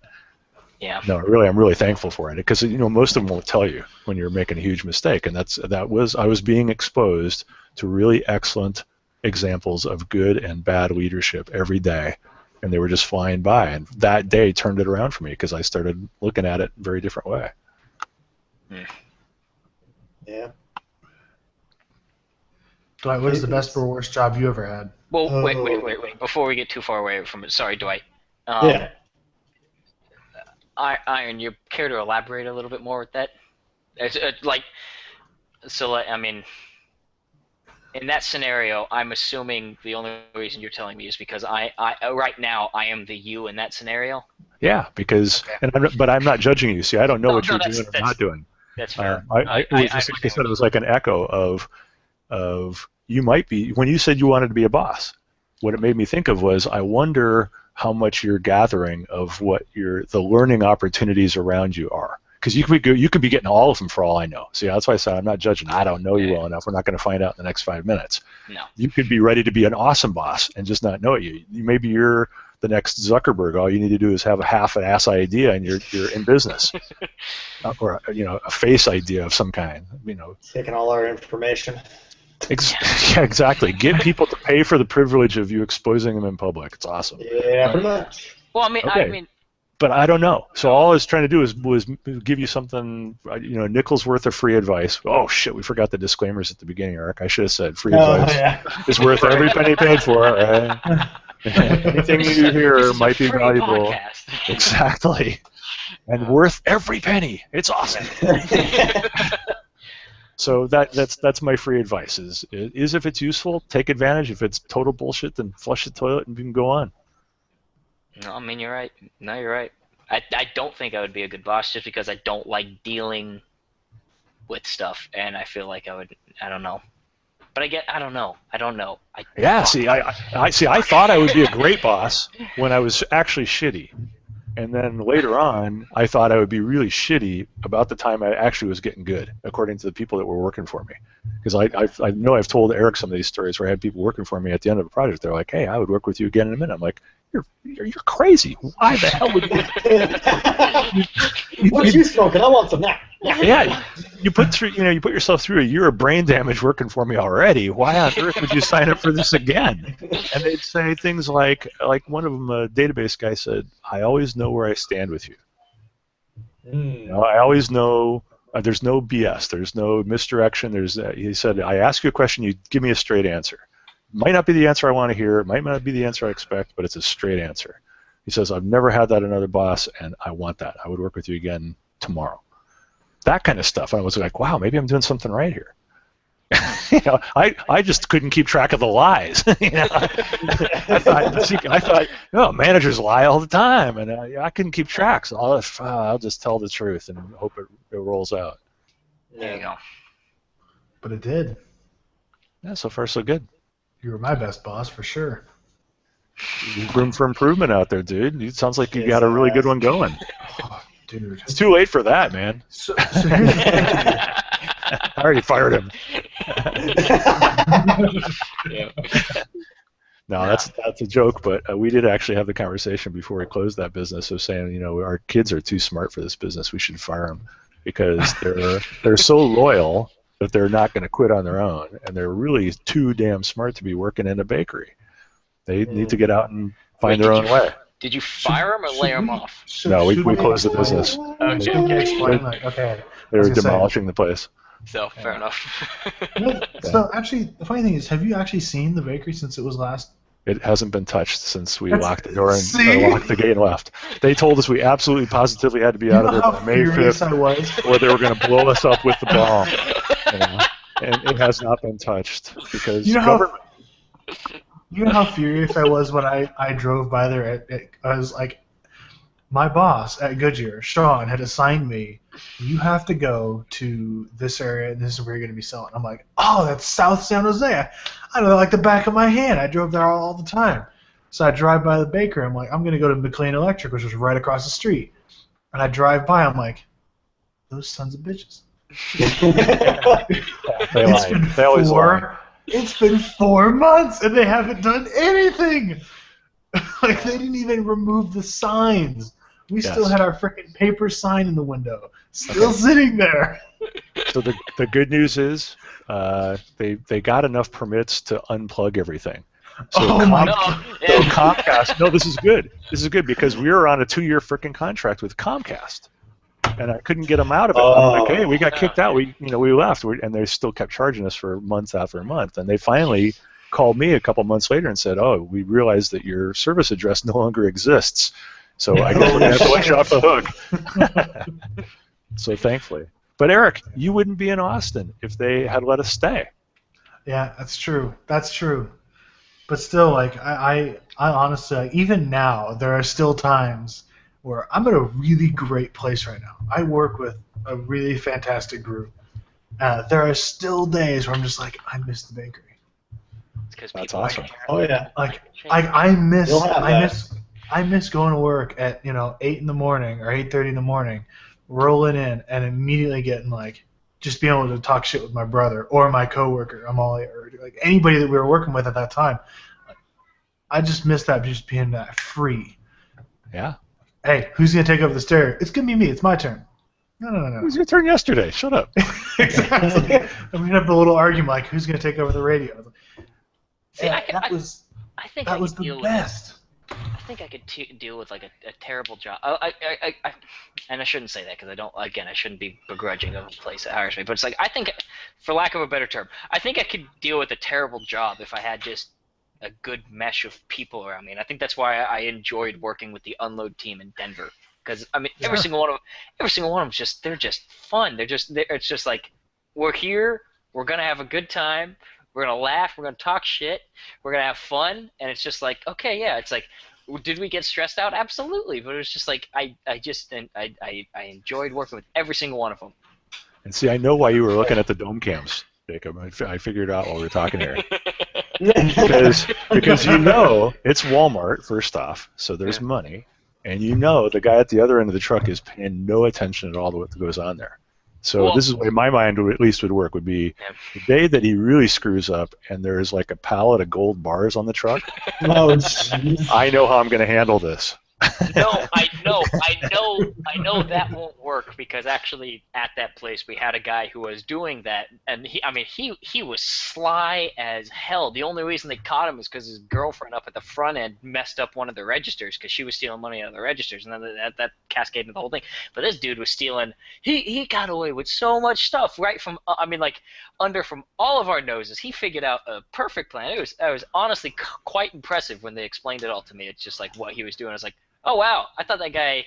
I like the guy because he was funny, but he's kind of an idiot. Apparently not. That was part of his cover story. Dude, he played the long con. He played it well. It was amazing. It was just like, Yeah. wow. How many years is he doing now?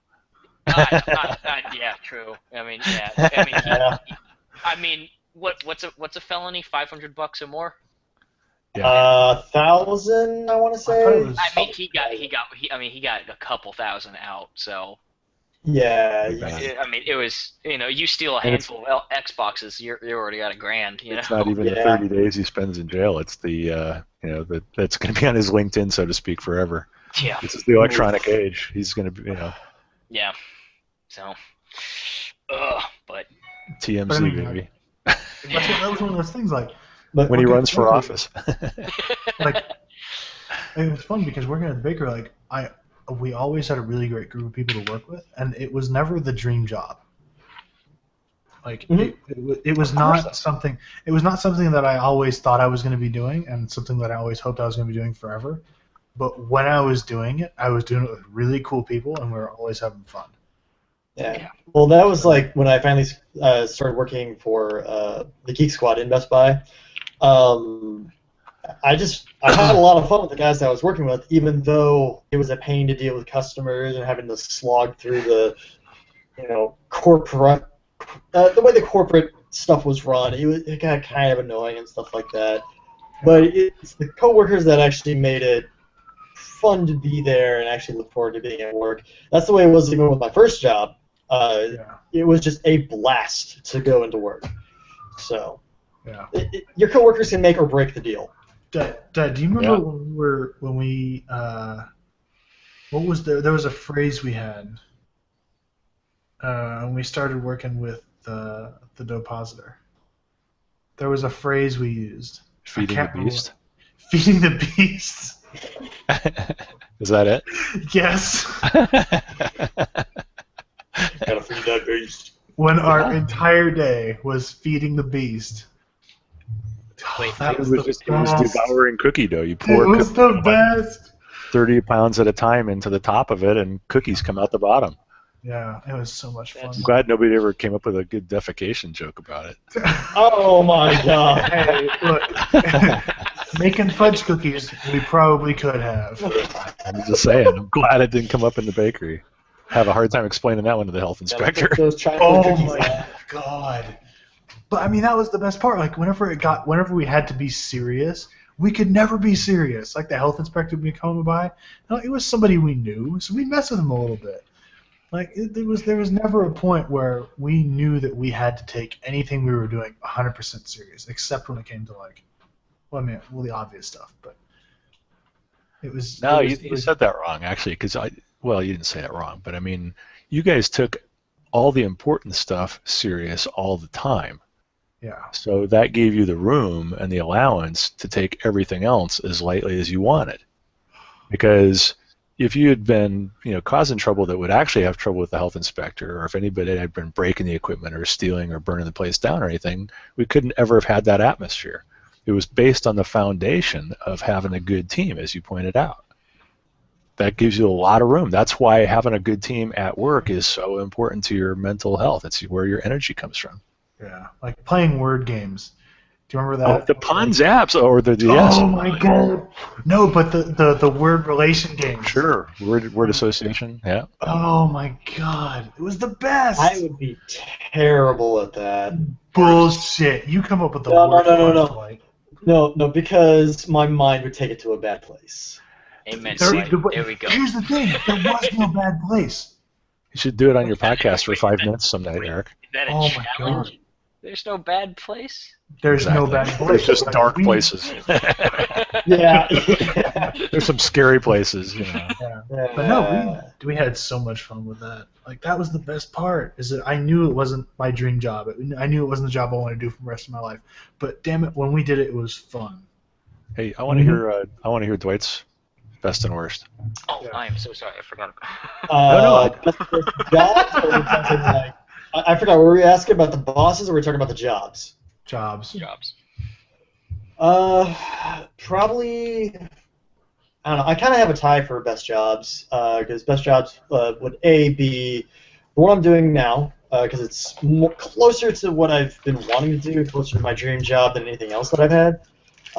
The other best job would have to be my first job, hands down, because like my boss for that, like I worked at a hardware store back home, and the boss was a lady that she was, she liked to have fun, but she was firm and fair if someone was doing something wrong or something like that. So like, I want to say within the first 2 months of me working there, I was having a bad Sunday because typically I didn't like to work Sundays, and I kind of snapped at a customer.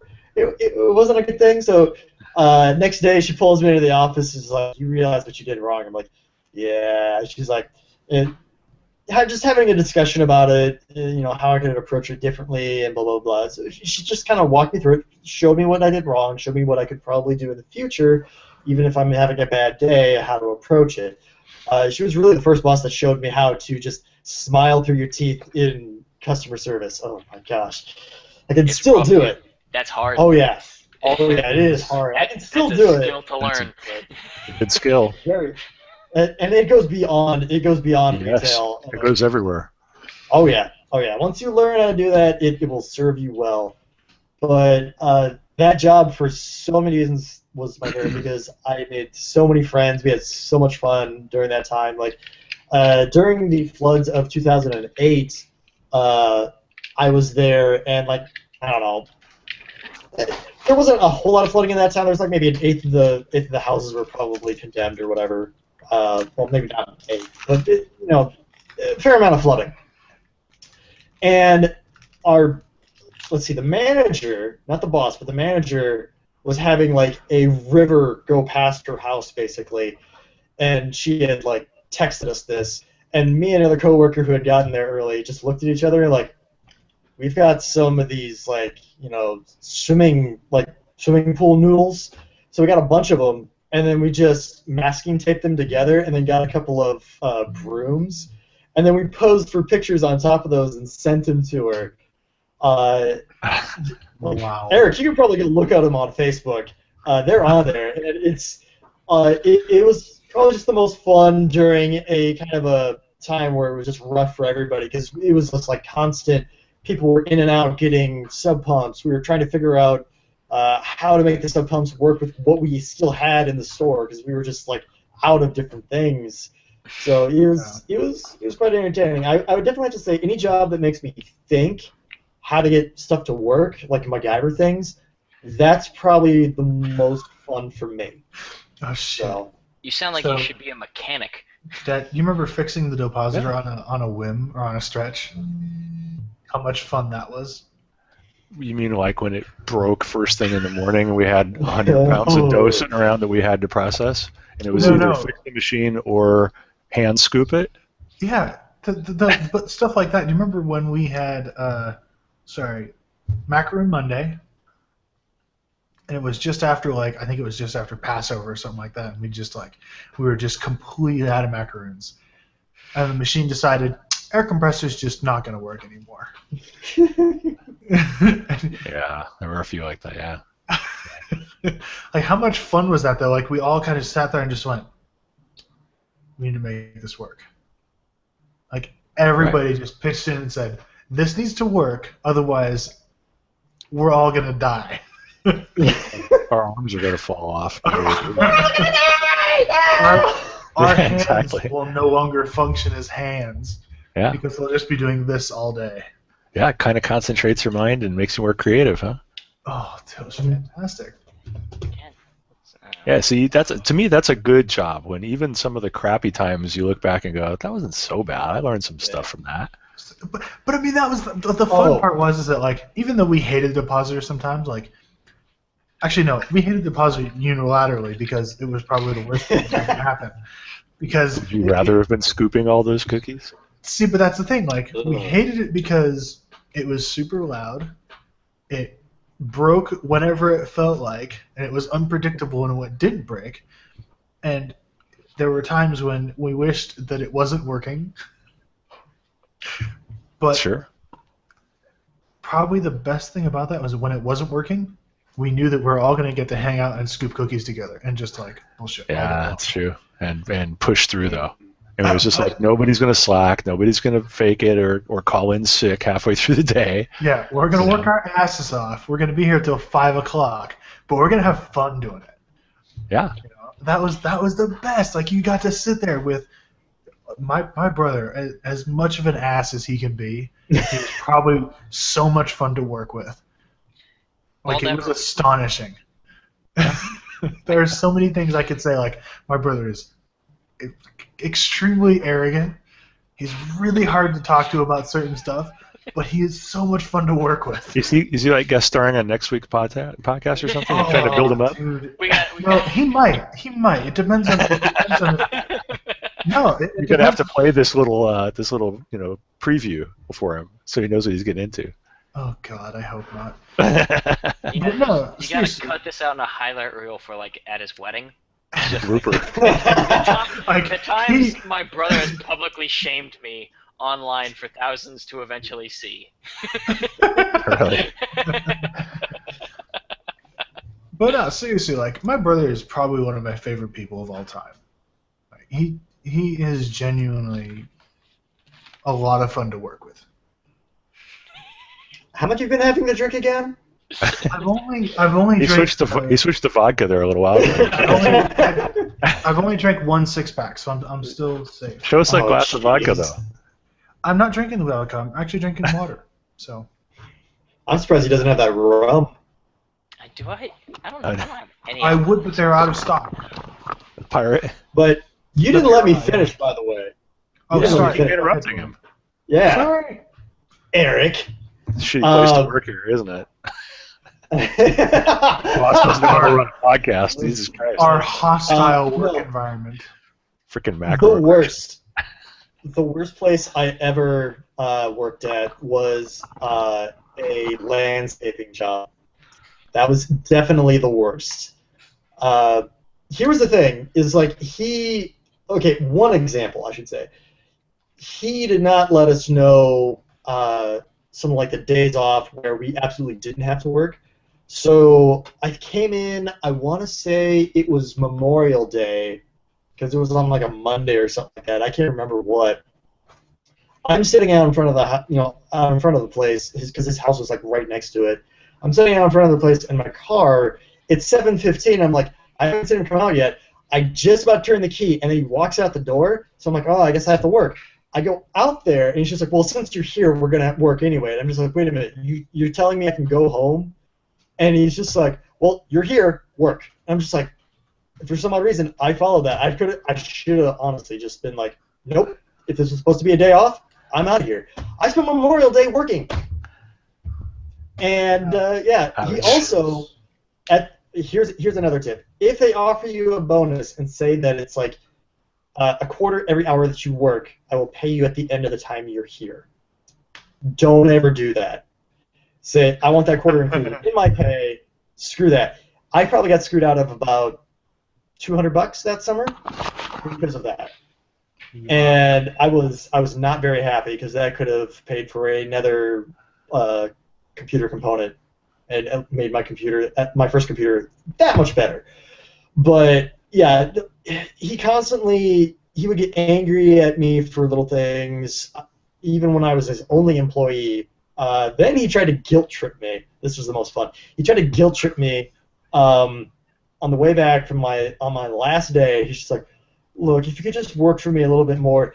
I considered it for half a second, and I was like, wait. I'm going to be 10 times happier once I'm done with this job. And I can make more money working at the hardware store. Because they said I can work more hours. And I'm just like, I'm out. No more of this. I'm abused, verbally and stuff like that. It's just like, I am not putting up with this crap. So, yeah. That was definitely my worst job ever. Although at the one software company that I was working for, towards the end there, it was getting a little bit annoying because my manager was kind of micromanaging, at least in my opinion. So that became an entire thing that I was just like, I definitely have to get out of here. So, hey guys, real quick, we have somebody who in the chat who'd like to ask, 2 questions. Number one, how are all of you party people? And I think we're all doing pretty cool. Right? We're all doing good? Well, it's the weekend. I submitted my last piece of homework for Yes. this weekend, so we're good.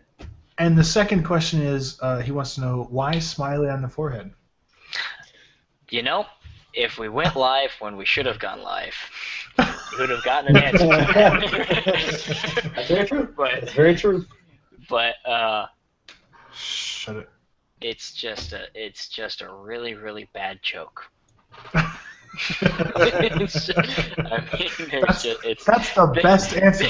I mean, I don't Out know. of all of the answers we probably could have come up with, that's the best. It's And that's honestly saying something. it's honestly better off in your head than me actually telling you how and why.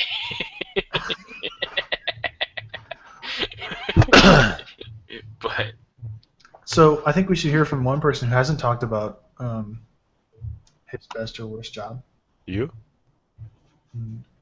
Okay.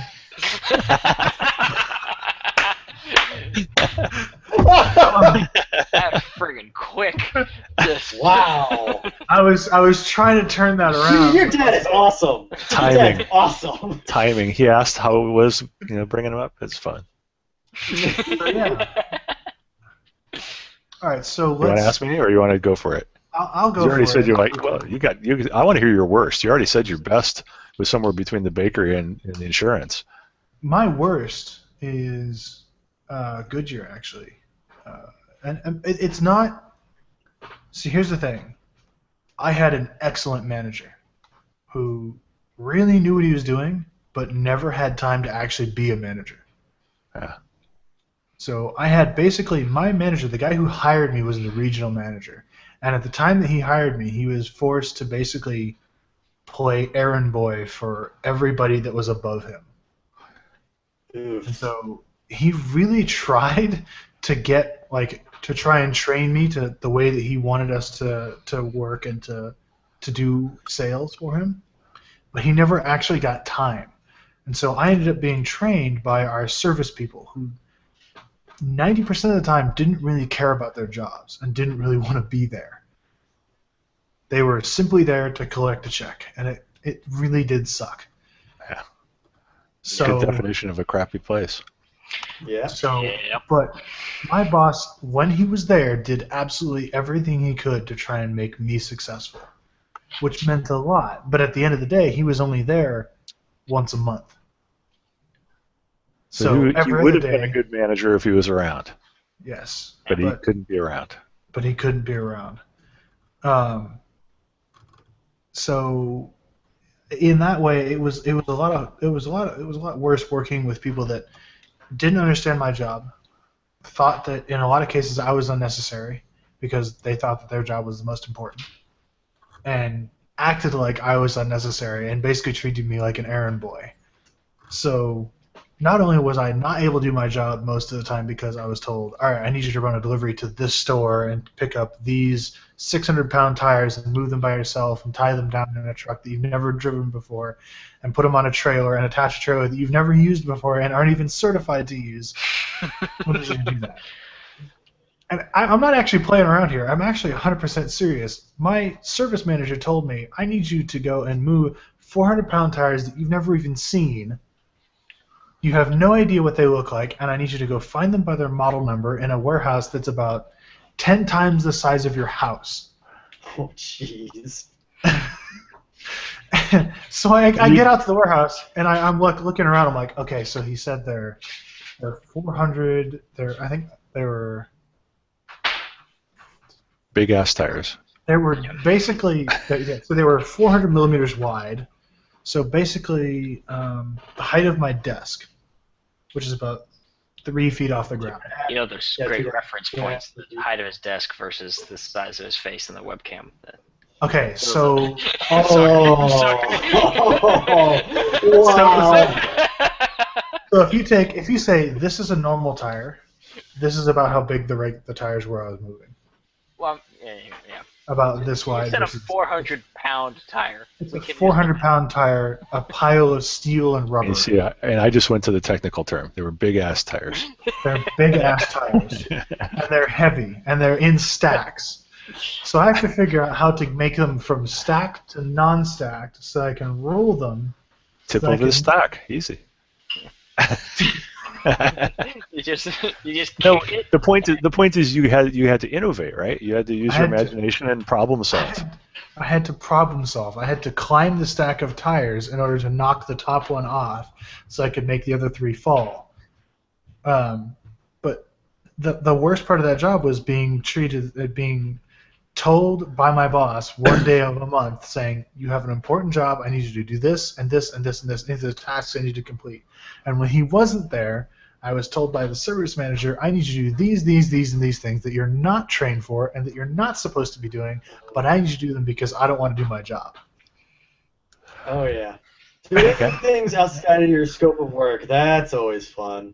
Oh, it was the best. But I kind of know what you went through with learning to drive a truck that you're not familiar with and then having a trailer. Because, like, my dad, we used to do lawn mowing and whatnot. He had a long, like, car trailer that we put the lawnmowers on. I never drove, like, his truck with that trailer and everything like that. So I never got any kind of practice with, a big truck with a big trailer. Well, at the landscaping job, on one of our last jobs that we were doing, he told me to take the smaller landscaping truck, because we had like a big dump truck, take the smaller landscaping truck with the car trailer that had the skid loader on it to the job location. Oh, and nice. I had never driven with a large trailer before, or with a trailer that had that much weight on it, because it also had like pavers and other things on there. I'm sitting here going like, you want me to drive that? Okay. Here was the thing. I was lucky there was no one in front of me. I am lucky there was no one behind me. And I'm lucky that So I you were lucky burned you the were in brakes out. Iowa. Yes, rural Iowa. I'm glad the job site was like out in rural, like outside, like it was a farm that we went to. Because the thing is I was supposed to make a turn onto gravel. The boss wasn't behind me or anything. He was way back there. So I'm like, I see the road. I'm like, okay, I'm coming up on it quick. And I'm thinking, oh, it should be about the same kind of stopping distance with a regular vehicle. Nope. So I start pressing on the brake. I realize I'm not, slowing down fast enough. So I like press on it harder. All of a sudden, brake goes from it's like normally brakes here. I press it down to here, and then all of a sudden it just goes. Whoosh. I'm like, oh, and I just roll. I just keep rolling right past the road. I'm like, let off the brake. Okay, let's find a place to turn around. And then I just basically babied it when I came back around to take it out. But it was like trying to go from 60 down to like 15 in the space of like maybe 400 feet. And I was just like, I'm not doing that again. See, I've never even driven a truck with I've driven a truck, but I've never even driven with a trailer. That just sounds so freaking stressful to me. It's another experience when your foot just sinks to the floorboards. Oh my gosh. I mean, like the most stressful thing I've done in a car is driving a downtown big city, and I hate that. I yelled at my roommates because I was getting so stressed out. They're like, "Where am I parking?" I don't know.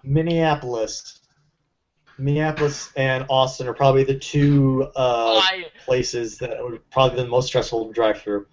Driving through Austin in 2014 to go to RTX was just... Yeah, I was just like, I would not want to live in that city with that traffic. Are you kidding me? Yeah. So here's the thing. Hold on. Here's the thing. I have to explain the opposite situation. I got to Austin in RTX 2013. That was my first year, and I went by myself, rented a car by myself, and got a hotel room by myself. And everything that happened was, I got to the airport, I picked up my car, it was like 10 o'clock at night, and I'm driving to the airport, or driving to my hotel room. I get to the hotel, I park, get all my stuff set up, I fall asleep. I wake up in the morning, and I'm like, all right, I need to go get breakfast, get my RTX ticket, everything like that. I go to Whole Foods, down the street, super easy. I'm on the way to the convention center. And, oh yeah, real quick. I'll finish the story and then you can go ahead. Good. But, because everybody Draw can see attention it. to it, why don't you? Because everybody can see it. So anyway.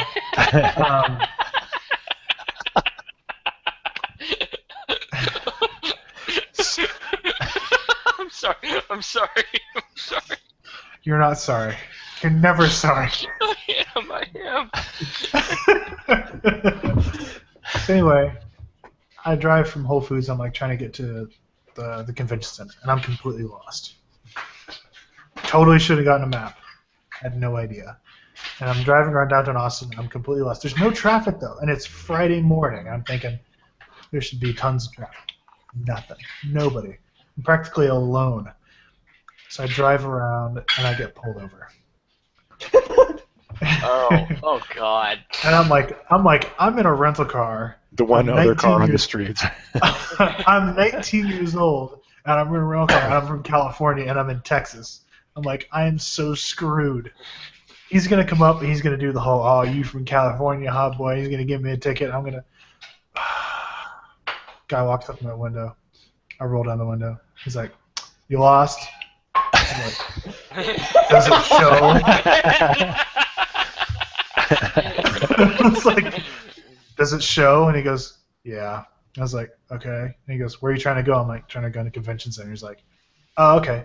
He's like, do you know how to get there? I'm like, clearly not. And he goes, all right, follow me. So he walks back to his car, gets in his car, turns the lights on, pulls up in front of me, and like kind of waves at me to follow him. And I get a police escort to the convention center. That's a good cop. Hold on. Here's the best part. I pull into the parking lot. It's a dirt parking lot. I pay my parking, and he's still sitting outside. And I was like, am I in trouble? He's like, no, you're good. What hotel are you staying at? I'm like, oh, AT&T Hotel and Conference Center. He's like, what's the address? And I was like, here's the address. And he goes, do you know how to get there? I'm like, no. And he goes, okay. And he pulls out his phone, and he like looks up the direction. He's like, all right, you want to turn left here. You're going to go right here. You go for 3 blocks, and you take a left here, and then you'll be there. I'm like, okay. He's like, you good? I'm like, I'm good. And he goes, okay, have a nice day. And he drives off. That's a good cop. That's a Yeah, it is.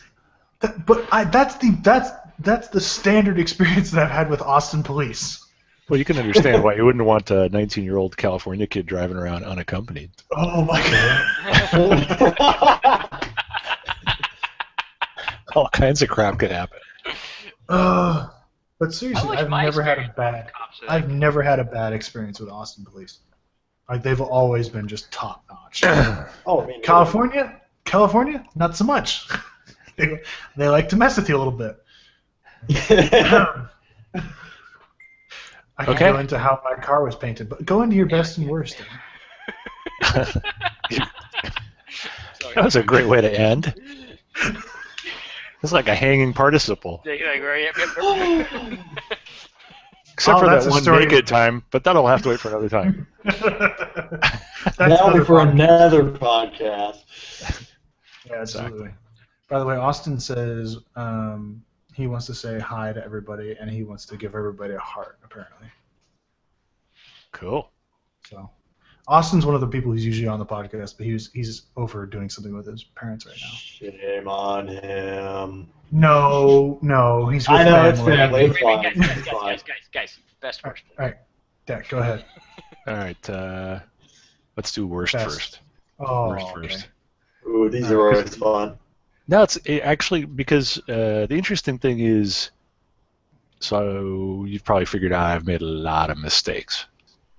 Happens in life. No. Yeah. No. I would consider this my biggest advantage, is that I take a lot of risks, I make a lot of choices, and I accept the consequences for those choices and learn from them.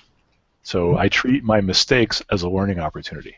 So if I take a job and it turns out to not be what I thought it was, I try and look back and go, how did I get myself into this mess? What could I have done differently? What should I have seen in the interview or the ad or whatever that might have clued me in that I was making a stupid decision here? So that I try not to repeat the same mistakes. Like we used to joke about in the bakery, if you're going to make mistakes, and everybody makes them, don't make the same freaking mistake twice. Move on to some bigger and better mistake. Okay? All right, so, locking yourself in the oven.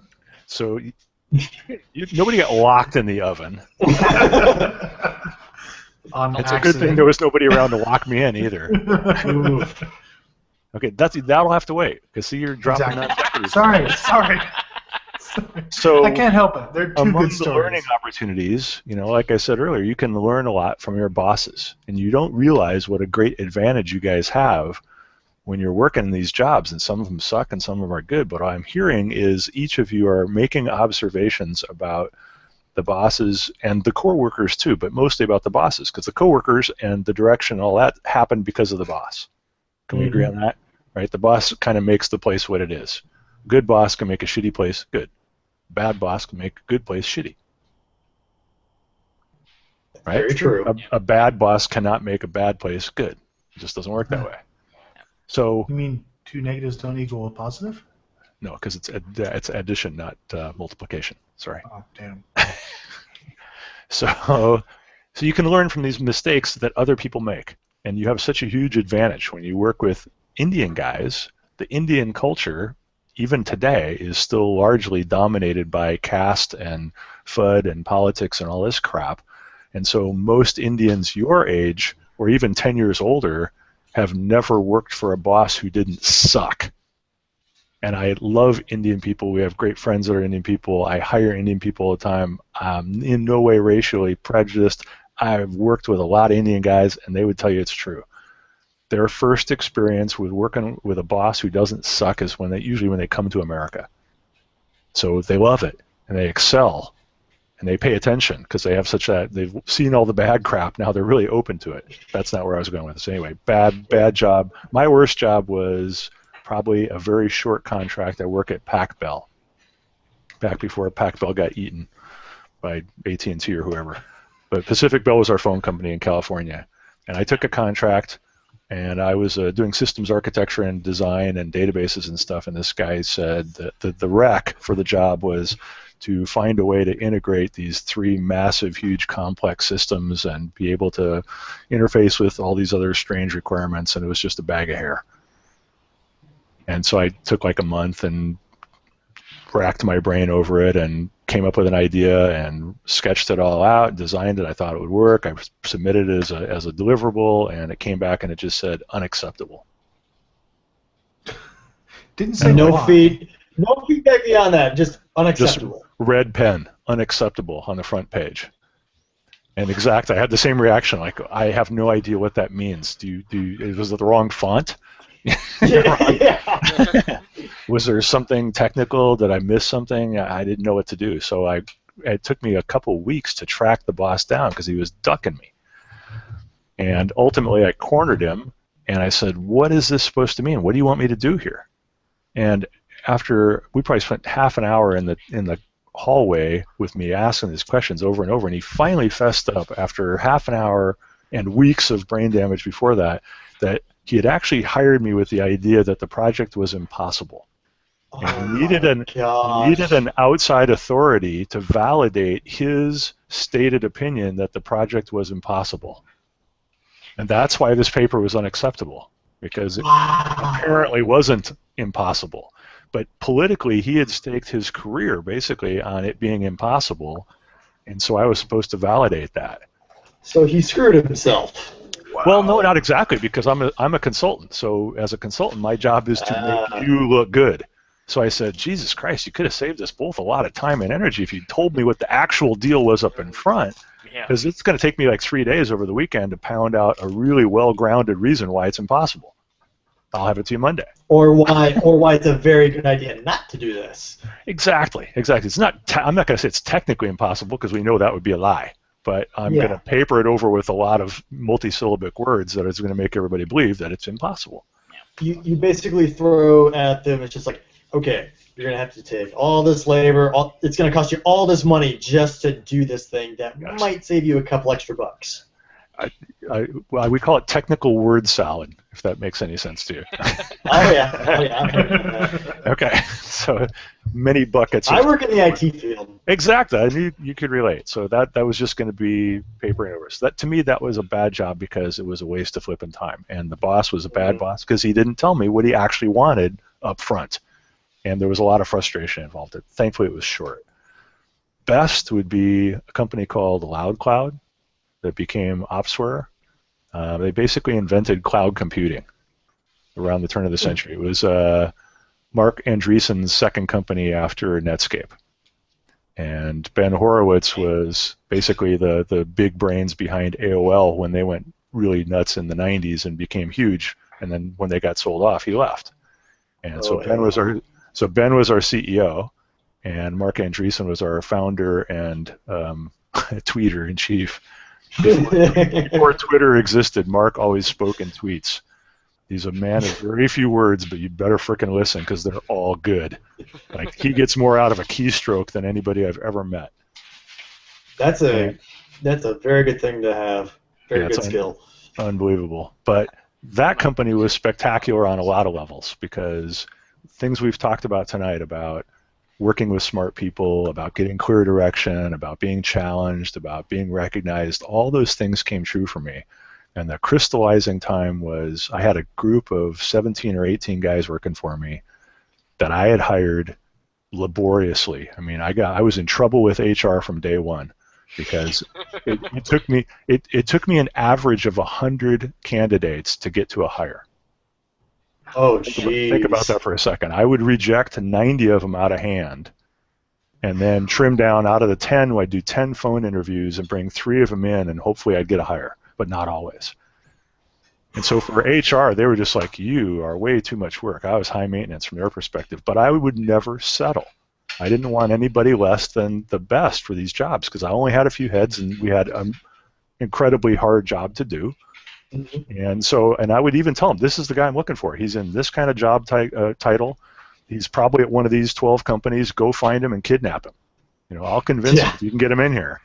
If you can get him in the interview with me, I'll win him over.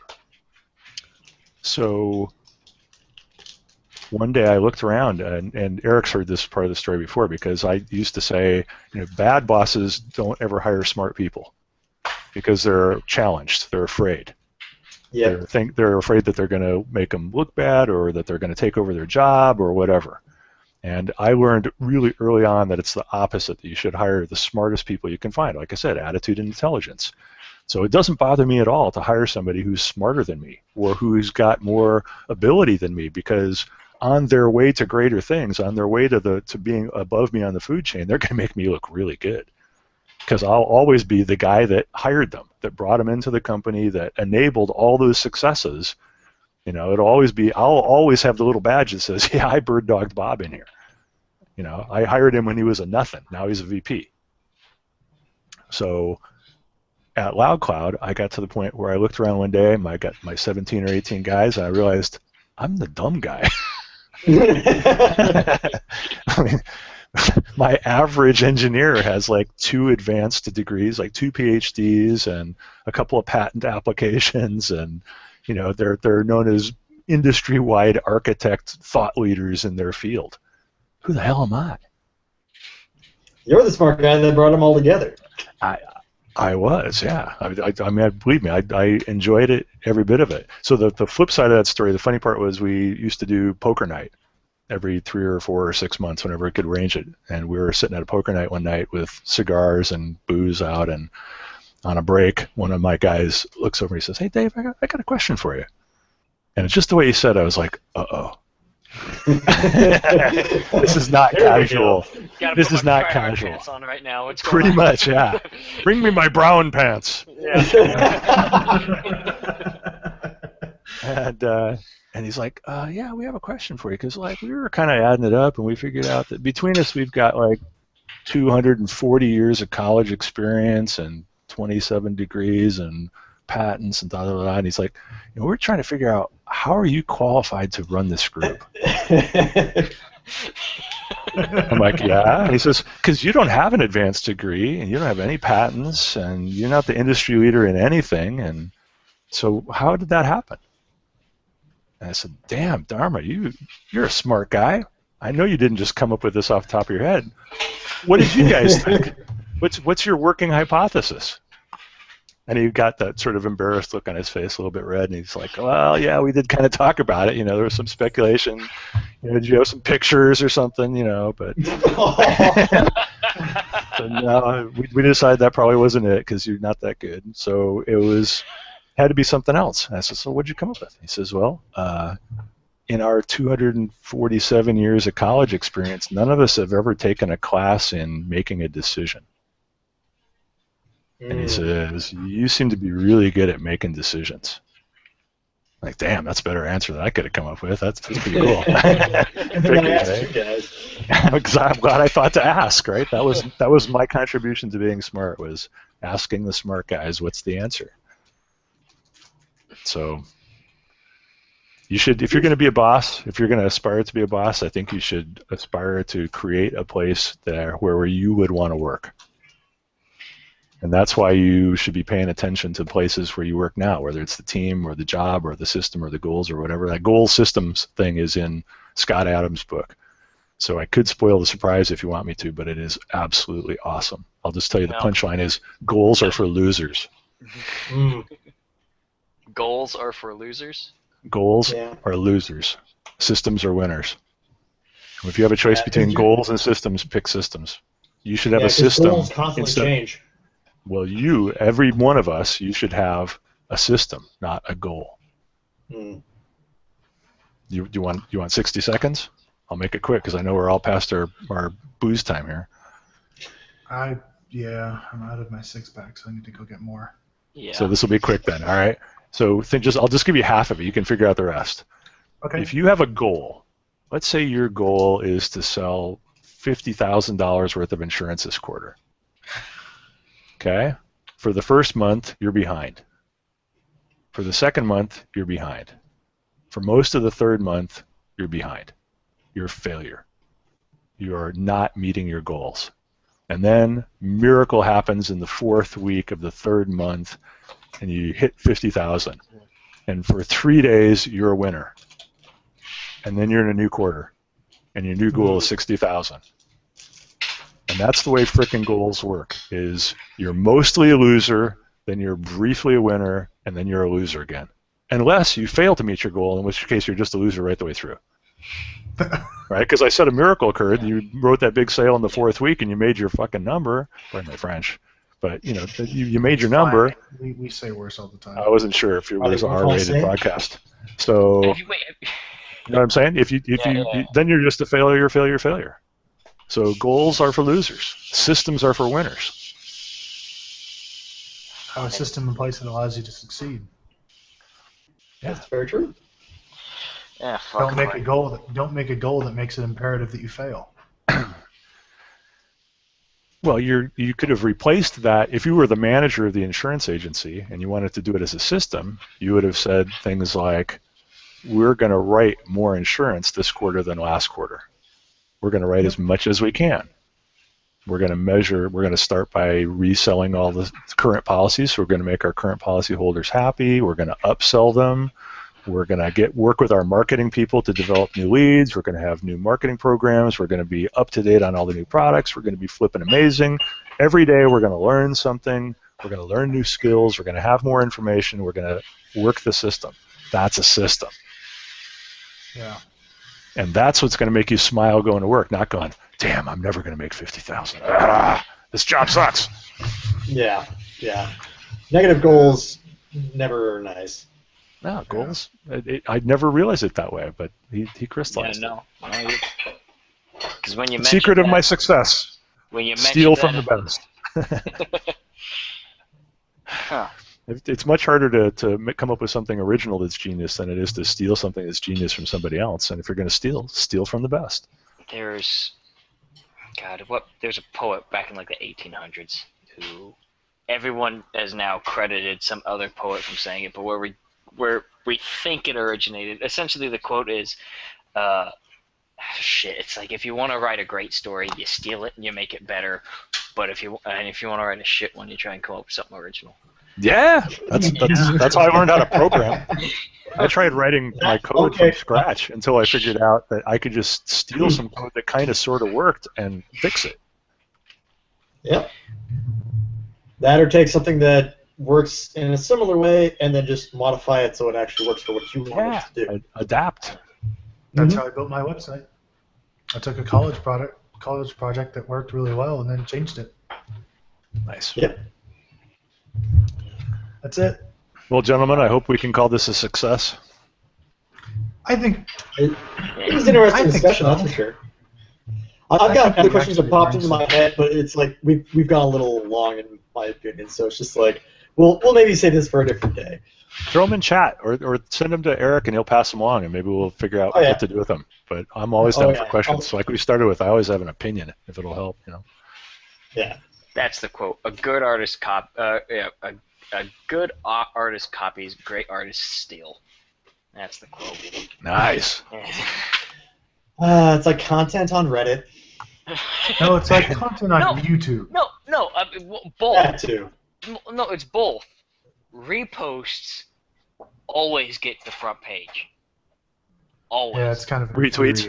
Yeah, retweets will get more favorites than the actual tweet. Or the people that rip videos from YouTube and post them on Facebook. And they get more views.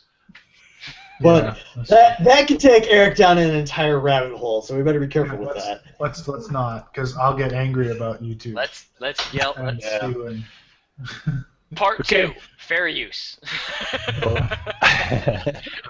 So from my perspective, it's been very entertaining. It's been a pleasure to meet you guys and Katie and to hear your perspective, and I really appreciate you taking the time and including me in your Friday night fun. Thank you. Thank you. Seriously, thank you for joining us, because I don't know, there's going to be other topics I think you'll have a perspective on that you might want to jump in on. So we'll figure those out, though. I'll let you know. Okay. Yeah. I'm at your mercy. Until then, enjoy your Can't weekend. be professional all the time. Oh, God. Or are you guys Steve Martin fans? Have you heard the album? His first comedy album is called Let's Get Small, and that's where the professional